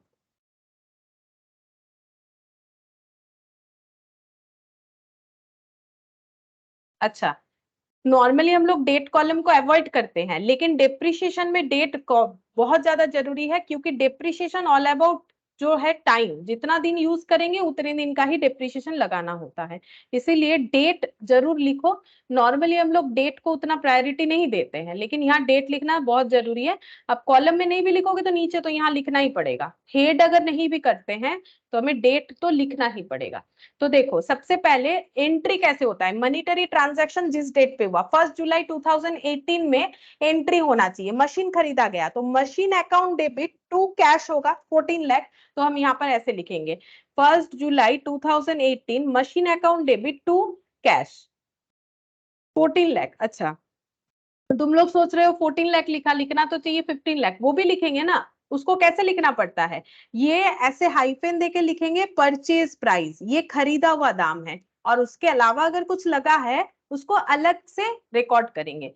तो जो इंस्टॉलेशन का खर्चा हुआ, नॉर्मली हम लोग सोचेंगे कि ऐसा होगा इंस्टॉलेशन टू कैश, नहीं ऐसे नहीं होगा। वो इंस्टॉलेशन मशीन को यूज करने के पहले है तो मशीन के कॉस्ट में ऐड होगा। तो machine account debit to cash ऐसा होगा एंट्री सेम डेट पे, और इसमें हाइफन देके लिखेंगे इंस्टॉलेशन का खर्चा, ठीक है। इंस्टॉलेशन का खर्चा कितना है, 1 लाख। अच्छा, अब डेप्रिसिएशन लगेगा। अब देखो इसमें एंट्री हो गया, अब हम लोग ऐसे जो है मशीन को यूज कर रहे 31 दिसंबर आ गया।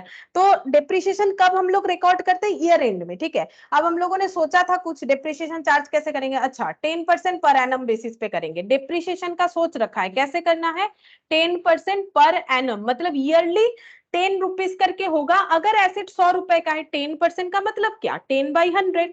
तो अगर फिक्स्ड एसेट 100 रुपीज का है तो डेप्रिसिएशन 10 रुपीज का हो जाएगा, यही तो कंसेप्ट हुआ। अब हम लोग के पास फिक्स्ड एसेट कितने का है, 15 लाख का, तो पूरे 1 साल का कितना डेप्रिसिएशन होगा। पहला है डेप्रिसिएशन का entry, depreciation to fixed asset. तो यहाँ फिक्स्ड एसेट का नाम है मशीन, तो क्या लिखेंगे, बाय डेप्रिसिएशन। डेट कौन सा होगा, ये वाला डेट, ईयर एंड 31 दिसंबर 2018। क्या लिखेंगे, बाई डेप्रिसिएशन, अब कितना दिखाए, कैसे करके कैलकुलेट करेंगे, हम यहीं पर कैलकुलेट करके दिखा रहे हैं। एसेट कितने का है, 15 लाख का, ठीक है। इस पे डेप्रिसिएशन कैसे लगेगा, 10% पर एनम। क्या एक साल का ही लगाएंगे, देखो कितना दिन यूज किया, एक ही साल किया है, एक साल नहीं, एक साल नहीं किया, जुलाई में खरीदा था, जुलाई अगस्त सितंबर अक्टूबर नवंबर दिसंबर, 6 मंथ्स का डेप्रिसिएशन लगेगा। यहां से यहाँ 6 मंथ्स हो रहा है क्योंकि जुलाई को खरीदा था। ये बहुत इंपॉर्टेंट है चेक करना कि हम लोगों ने एसेट कब खरीदा और उसे कब तक यूज किया। जब तक यूज होगा तब तक का डेप्रिसिएशन हम लोग चार्ज करके दिखाएंगे। तो हम लोग इसे 6 मंथ्स यूज कर रहे हैं। अब नॉर्मली यहाँ पर हम लोग जो है 6 मंथ्स को कैसे लिखेंगे, देखो अगर 10% कर रहे तो ये एक साल का निकल के आएगा, अगर इसको डिवाइडेड बाई 12 करेंगे तो पर मंथ का निकल के आएगा, लेकिन मुझे 6 मंथ्स का चाहिए तो इंटू 6 डिवाइडेड बाई 12 करने से हो जाएगा, ठीक है। या फिर टाइम को ईयरली ट्रांसफर करके दिखा दो तो भी हो जाएगा, एक ही बात है। कैसे दिखाना है कि मुझे एक स्टैंडर्ड दे दिया है 10% पर एनम होता है डिप्रिसिएशन, मतलब ईयरली 10% बेसिस पे, तो 15 लाख पे 10% लगाने का मतलब है पूरे साल का डिप्रिसिएशन दिखाना। लेकिन अभी जब हम लोगों ने खरीदा तो पूरे साल तो उसे यूज किया ही नहीं है, उसे आधा साल ही यूज किया है, तो डिवाइडेड बाय 12 करेंगे तो पर मंथ का निकलेगा, इंटू 6 करोगे तो 6 मंथ्स का निकल जाएगा। तो इसमें डिप्रिसिएशन कितना निकल के आएगा, 6/12 यानी 2 और ये 15 लाख, यहाँ पर लिखते हैं 15 डिवाइडेड बाय 2 कितना हो गया 7.5, मतलब 75,000 होगा। तुम लोग चेक करके देखो कैलकुलेटर में, 75,000 होगा डिप्रिसिएशन। तो पहले साल डिप्रिसिएशन लगने के बाद एसेट का वैल्यू कितना बचा बाई बैलेंस सीडी, कैसे करके निकालेंगे, ये दोनों का टोटल 15 लाख, यहाँ पर लिखेंगे 15 लाख। 15 लाख से 75,000 माइनस करने से आता है 14,25,000, ये बैलेंसिंग फिगर आ गया, ठीक है। तो यहाँ पर एसेट का वैल्यू हो चुका है 14,25,000। फिर हम लोगों ने यूज करना स्टार्ट किया, यहाँ पर फिर से डेप्रिसिएशन लगेगा। तो कैसे एंट्री होगा, पहले ब्रॉट डाउन करेंगे 1/1/2019 जो एसेट है, तो यहाँ पर टू बैलेंस बीडी हो जाना चाहिए 14,25,000। अब डिप्रिसिएशन लगेगा, कब लगेगा, 31 दिसंबर को। यहाँ से यहाँ कितना टाइम पीरियड होता है, 12 मंथ्स होता है। देख लो दिसंबर का खत्म, जैन से लेके पूरा दिसंबर तक, तो 12 मंथ्स का। अब यहाँ पर डिप्रिसिएशन लगाएंगे 31 दिसंबर 2019 में बाई डिप्रिसिएशन। कैसे कैलकुलेट होगा, 15 लाख का एसेट, ओरिजिनल कॉस्ट मेथड है तो हमेशा ओरिजिनल कॉस्ट पे ही लगेगा, 10% रेट है, और टाइम कितना होगा 12/12, जैसे 6/12 था, 12/12 डिवाइडेड बाई 12 करेंगे तो हम लोग का कितना हो जाएगा पर मंथ का, मुझे 12 मंथ्स का चाहिए। अब ऐसे लिख सकते हो, 1 ईयर भी लिख सकते हो, एक ही बात है। तो 75,000 का डबल होगा, चेक करके देख लो, 1.5 लाख होगा, ठीक है। 1.5 लाख रुपए का डिप्रिसिएशन लग गया बाई बैलेंस सीडी। बचा हुआ वैल्यू कितना हो रहा है, एसेट था 14,25,000 का और अभी हम लोगों ने उसे 1,50,000 का यूज कर लिया है, तो वैल्यू निकल के आएगा 3030 और ये 15, 12 लाख आ रहा है, 12,75,000, ठीक है। ये अकाउंट बन गया। अब हम लोग को क्या प्रिपेयर करने बोला है, डेप्रिसिएशन अकाउंट भी प्रिपेयर करके दिखाओ। ये कैसे बनता है डेप्रिसिएशन अकाउंट, देखो ये कैसे बनेगा। तो प्रेजेंटेशन उतना नहीं कर रहे, देखो क्रॉस पोस्टिंग होगा, डेप्रिसिएशन टू मशीन, तो यहाँ पर लिखेंगे टू मशीन, 31 दिसंबर को डेप्रिसिएशन लगेगा 18 को, टू मशीन 75,000। और हर बार डेप्रिसिएशन कहाँ क्लोज होता है, पीएल में, तो पीएल टू डेप्रिसिएशन, तो डेप्रिसिएशन में लिखना पड़ेगा बाई पीएल। 31 दिसंबर का जब फाइनल अकाउंट्स बनेगा तो वहां पर पीएल में डेप्रिसिएशन कितना जाएगा 75,000, क्लोज क्लोज।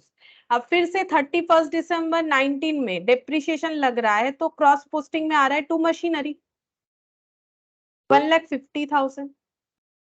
यहाँ पर 31 दिसंबर 2019 में इसको क्लोज करेंगे बाई पीएल, पीएल में ये चार्ज हो जाएगा 1,50,000, ठीक है। ये 1,50,000 होके चार्ज हो गया। तो ये एक छोटा सा क्वेश्चन था इसीलिए मैंने दिखा दिया, क्योंकि मैंने ये देखो जर्नल एंट्री बताया, तो जर्नल से कैसे करके लेजर पोस्टिंग करेंगे, हाँ इसको भी तुम लोग पर्टिकुलर डेट बोल के लिख लेना। और ऐसे टाइमलाइन बना के करोगे तो डिप्रिसिएशन का क्वेश्चन कभी टफ नहीं लगेगा। पहले पूरे क्वेश्चन को हमें ड्रॉ कर लेना चाहिए, अगर हम लोग पूरे क्वेश्चन को ड्रॉ कर लेंगे तो हमारे लिए क्वेश्चन काफी आसान हो जाएगा।